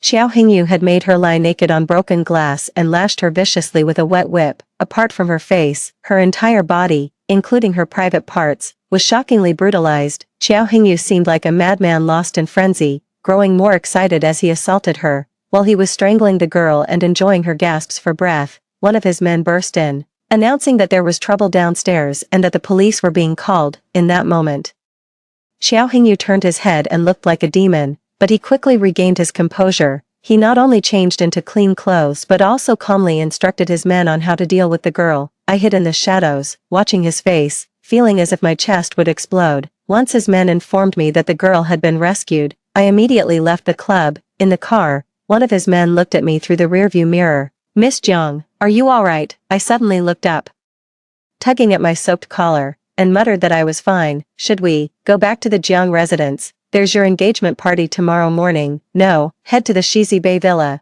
I looked out the window, with only Qiao Yan's face on my mind. At that moment, all I wanted was to see him. What I never expected was that Qiao Hengyu had prepared such a big surprise for me. Seeing that Qiao Yan's villa was completely dark, I sensed something was wrong and hurried upstairs. The moment I smelled the blood, my heart sank drastically. I burst through the bedroom door. In the next second, I stood frozen in place. I saw a naked woman lying at the bathroom door, her forehead marked with dried blood. Qiao Yan was sitting on the floor next to the bathtub, clutching a dagger tightly, but the dagger was pointed not at someone else, but at himself. It was his own blood-soaked arm. His eyes were hollow, terrifyingly so, and his face was devoid of any color. He looked like a walking corpse. Seeing me, he paused for half a second, then picked up the dagger and stabbed again. "No." I lunged forward, grabbing Qiao Yan's hand tightly. His strength was surprisingly great, but he remained stuck in place with me. I quickly turned my head, instructing my men to fetch a sedative from the car. My men hurried downstairs. "Ah Yan, it's me. I'm back." I freed one hand to lift Qiao Yan's face, forcing him to see me clearly. He was soaking wet and trembling uncontrollably, yet he still shifted his gaze to me. "Jiang Yi, it's me." In that instant, a pained expression crossed Qiao Yan's face. He struggled, grabbing my clothes but also trying to push me away. He kept murmuring my name, telling me to leave, saying he would hurt me. I said nothing, just held on to his hand tightly. Soon my men came in and administered the sedative to Qiao Yan. He was still clutching my hand tightly as he passed out. I asked my men to help move him to the bed, never letting go of him. After a moment, I spoke hoarsely, "Check if that woman is still breathing." My men turned to look. In those few seconds, countless outcomes and contingencies flashed through my mind. The girl on the floor was no ordinary person. She was a wealthy young lady who had been clinging to Qiao Yan at the bar earlier. Zhou Tian. If she were dead, Miss Jiang. I paused, tilting my head slightly. "The woman isn't dead. Just injured on the forehead." My men paused, then added, "Judging from her physical symptoms, it looks like she's been drugged." I blinked, my mind going blank for a moment. I looked down at the soaked bathrobe on Qiao Yan. I nodded slightly. "Understood. Get a doctor here to check her blood." "Yes." My subordinate left with Zhou Tian, and the room fell completely silent. I stayed by Qiao Yan's side, feeling a chill spreading slowly within me. If I'm not mistaken, there must be reporters lurking around Qiao Yan's villa. They are eagerly watching, waiting to dig up a scandal involving Qiao Yan and Zhou Tian, making tomorrow's engagement party a backdrop for our scandalous reputation. I clenched my fists tightly and lowered my eyes slowly. "Qiao Hengyu, since you are so eager, tomorrow will be your end." More than an hour later, Qiao Yan woke up. He sat up abruptly, bending forward like a leopard ready to pounce. In almost the next second, his fist nearly swung towards me. However, when he saw clearly who I was, he hesitated, then suddenly pulled me into his embrace. "Jiang Yi." With a heavy breath, he said in a deep voice that it wasn't a hallucination. "Xiao Yi, I'm sorry." Hearing this, I closed my eyes. My throat was sore, and I couldn't bring myself to say it's okay. But the next second, I heard Qiao Yan say, "You said you didn't like people entering our home randomly." "I'm sorry." My remaining clear consciousness steadied, and I vaguely sensed something. "What else?" Qiao Yan murmured that there was nothing more. "I didn't touch her, nor did I even look at her. I used an object to hit her, not my hand." I was stunned for a moment, feeling both amused and slightly relieved. I knew very well that even if Qiao Yan really did something with her, I couldn't blame him, but knowing the truth at this moment, I still felt fortunate. "Qiao Yan, thank you. Thank you for placing me at the top of your heart. Thank you for hurting yourself to stay clear-headed. Thank you for everything you've done for me." After Qiao Yan fully recovered, Zhou Tian downstairs also woke up. She was crying bitterly, claiming she was framed and drugged, yet, she never dared to look up at Qiao Yan. Seeing her like this, I almost wanted to laugh. Qiao Yan had already told me the whole story. He came home and saw Zhou Tian, who had been drugged. Zhou Tian was crying and begging him to help her. He originally didn't want to intervene, but then he noticed reporters hiding in the dark. If Zhou Tian were to leave like this, the young girl's reputation would be completely ruined. She might even become a target for those with ill intentions. Reluctantly, he had to bring her into the villa, but he forbade her from going upstairs. Unexpectedly, this woman recklessly stripped and went upstairs trying to seduce Qiao Yan, when Qiao Yan was moving her out of the car. He accidentally inhaled some of the drug powder, which was already mentally fragile, so, at the moment he saw Zhou Tian, he didn't hesitate, he picked up something and knocked her out, but under the stimulation of the blood and drugs, his own emotions were also ignited. In the end, he had to harm himself to maintain his clarity. Thinking of the glaring wounds on Xiao Yan's arm, my heart felt blocked. I coldly glanced at Zhou Tian and threw out Xiao Hengyu's name, telling her that it was most likely Xiao Hengyu who wanted to trap her. But remember this, if it weren't for your own foolish actions today, none of this might have happened. Zhou Tian bit her lip hard, looking pitiful. I wasn't swayed at all, and sternly told her, I'm telling you, if it weren't for me and Xiao Yan today, you would have been torn apart by other men by now. I'll hold you responsible for Xiao Yan's injury, if you know what's good for you.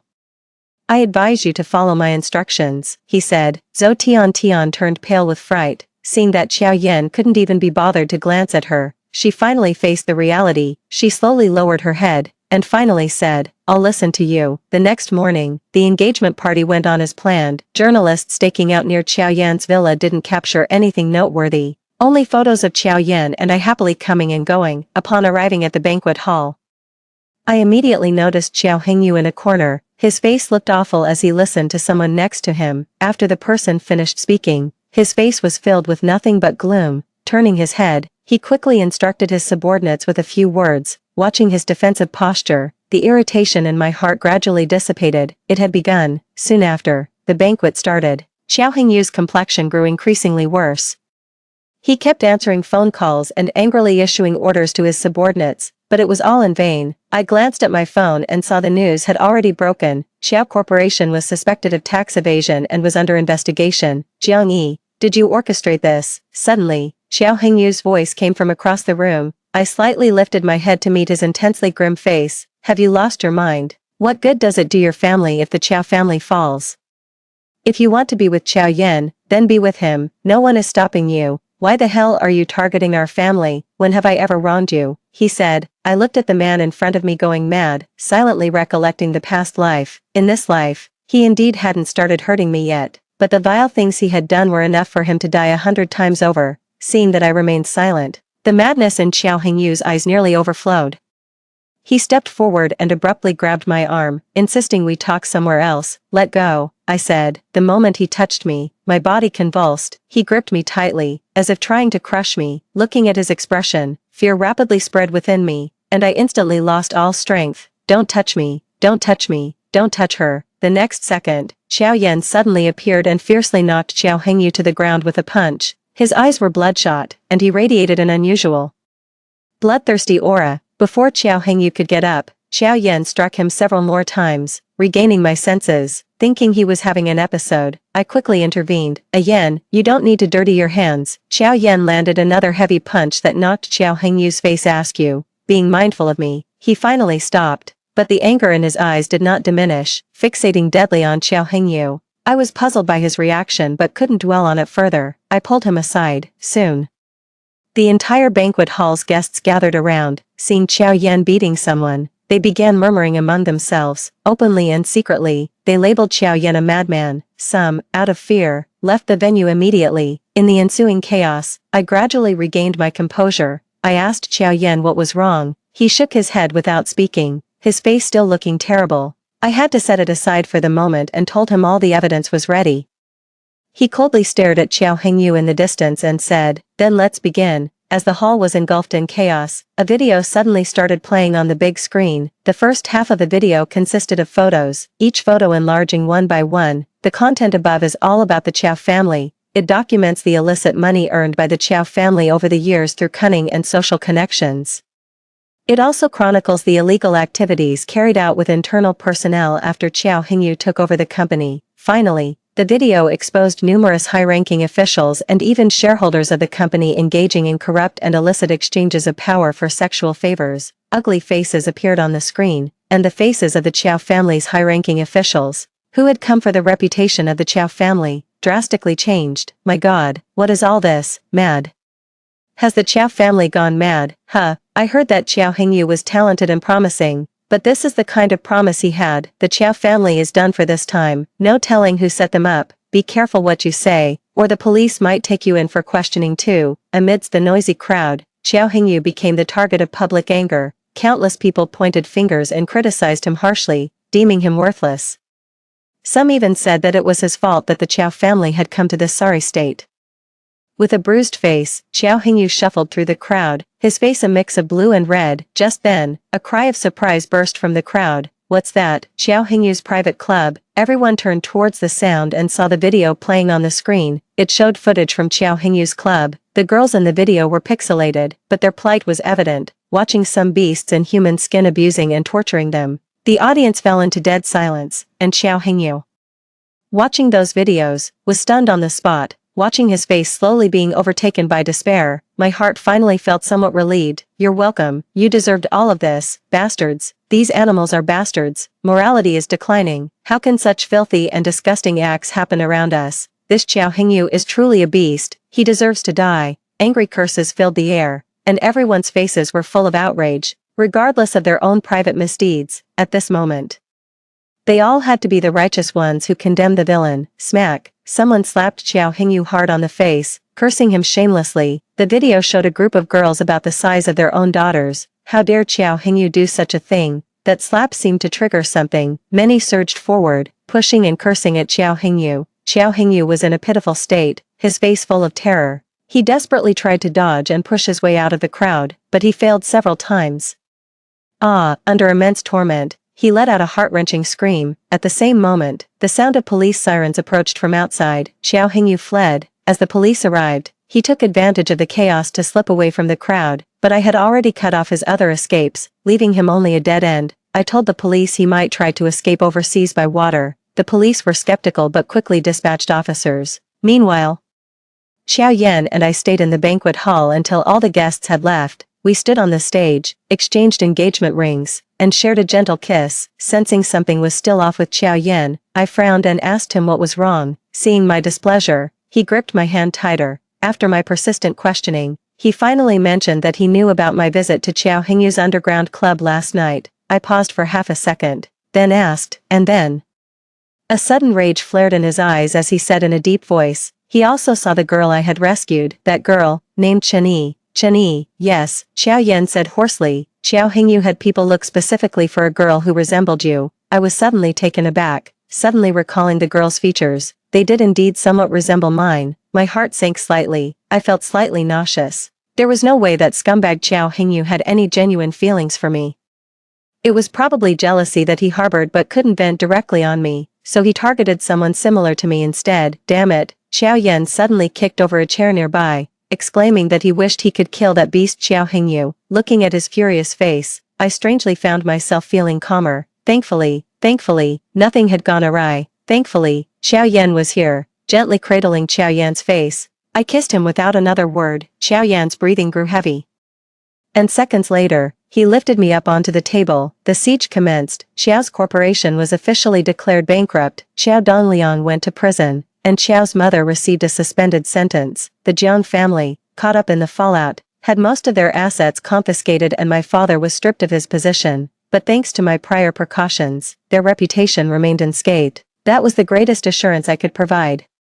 I arranged a new place for them to live and then moved in with Xiao Yan to the home we had set up together. After settling me in, Xiao Yan was about to leave again but I stopped him. "Xiao Hingyu will be caught sooner or later. You don't need to rush this." Xiao Yan hesitated, and I pretended to be displeased. "What? Am I no longer attractive to you? Have you stopped valuing me now that you have me?" With those words, Xiao Yan turned around and came back without a word.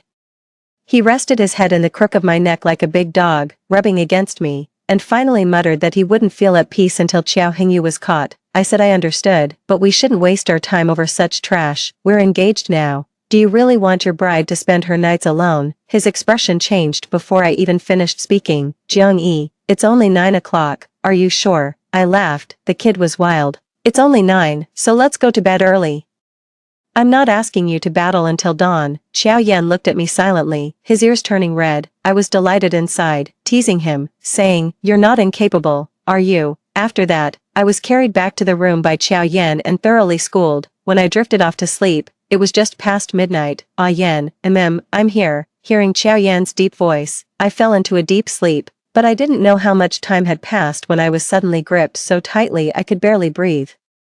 Half awake, I realized Xiao Yan had sat up at some point, his arm tightly around me. Feeling his unease, I frowned and hugged him back, asking what was wrong. That was a shock. For some reason, he was covered in cold sweat. What's wrong? Did you have a nightmare? Or are you feeling unwell? Speak to me. Don't scare me. Ah Yan, it's nothing. I'm fine. But Xiao Yan held me tight, saying he just missed me. Jiang Yi, I love you.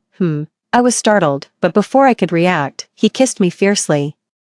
The next second, he tore off the nightgown I had just changed into before bed. Here, 500 words are omitted. Upon waking again, I felt as if I had been repeatedly run over by a car wheel. Lifting my arm took an eternity. After grinding my molars, I cursed under my breath. Seriously, is this supposed to be a one-time fix? Am I never coming back in my life? Xiao Yan, get in here, I shouted hoarsely. But there was no response from outside. I frowned. I thought to myself, if this scoundrel dares to leave me alone in bed this early in the morning, I'll make him pay, and have him be my sister. Just as I set foot on the ground, a figure hurried over. Xiao Yan came running in with breakfast, and when he saw me getting out of bed barefoot, he shouted for me to stop. Don't move. He set down the breakfast, came over, and pinched my ankle as if to punish me, then helped me put on my shoes. I was somewhat flattered, yet felt it was only right. After all, he's my man.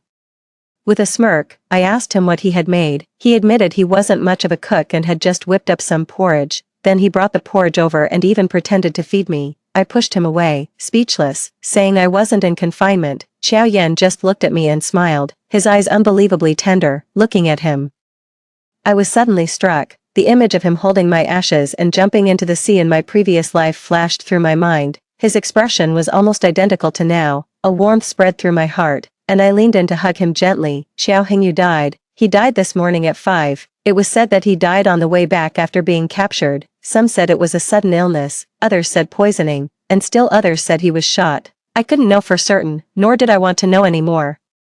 Because I was very aware, Xiao Yan had stepped out that morning, stretching lazily. I walked out to the balcony to enjoy the sunlight. It seemed that at this moment, I had truly walked out from the darkness. The days ahead were bright and long, filled with limitless light. Jiang Yi, let's get married. Xiao Yan embraced me from behind. I smiled and agreed. Then I'll have someone prepare now, and we'll have the wedding and register tomorrow. I was stunned.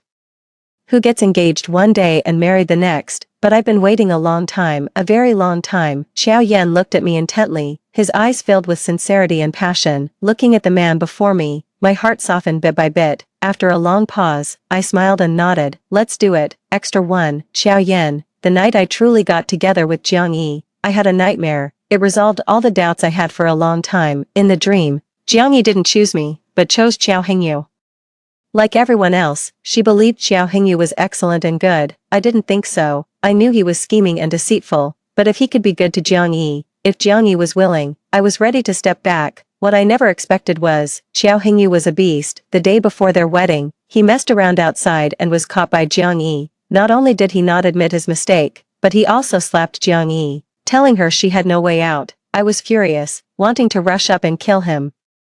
I discovered that it was all just a dream. In that dream, I had already left the scene, overwhelmed by despair. What followed flashed by like a carousel, leaving an indelible mark on my soul. I saw Xiao Hengyu flirting with others openly, yet treating Jiang Yi coldly when he returned. Jiang Yi, deeply disappointed, considered leaving the Qiao family to work elsewhere. When Xiao Hengyu found out, he flew into a rage and struck her. There she lay on the ground, blood steadily streaming from a wound on her forehead until it stopped by itself. My heart trembled with pain, but I could only stand at a distance and watch. What happened next was more like a horrific nightmare. Xiao Hengyu became increasingly violent, venting all his frustrations on Jiang Yi when he returned home. Not only that, but he started taking Jiang Yi out to social events. Initially, it was just drinking, but it later escalated to inappropriate touching. Eventually, it led to sexual relations. At that moment, I felt as if I had died. I desperately searched for myself within the dream, and finally, I found me, only to discover that in the dream, I had been framed by Xiao Hengyu, resulting in a car accident that left me with a broken leg, leading to my downfall. I didn't dare go back to even glance at Jiang Yi. I understood, but I couldn't accept it. I had actually met Jiang Yi once when I was very young. At that time, my mother was still alive.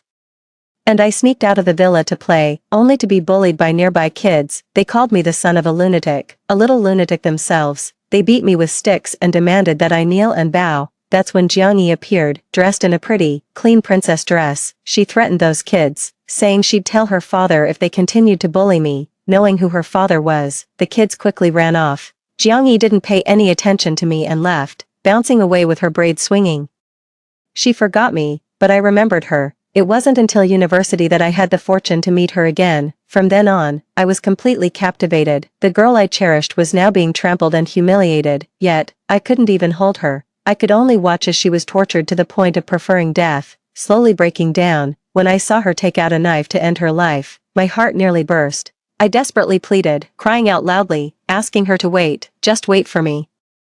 Wait for me to find a way to save her. She didn't die in the end, but she was already like a walking corpse. I was in agony, and it felt like it wasn't just a dream, but reality. If it really was a dream, I beg her to wake up. Later, as I wished, Jiangyi's nightmare ended. It stopped with the car accident orchestrated by Qiao Hingyu. She was hit so badly, her body shattered, her already gaunt face ghastly, yet, I still found her beautiful. I reached out, hoping to touch her, and to my surprise, I actually did. In that moment, I merged with the self that appeared in my dream. Together, we kissed Jiangyi's corpse, shared our pain, and went mad together. Together, we turned the Qiao family upside down and killed Qiao Hingyu. The moment we jumped into the sea, I finally held my Jiangyi tightly. In the next life, could we meet earlier, please?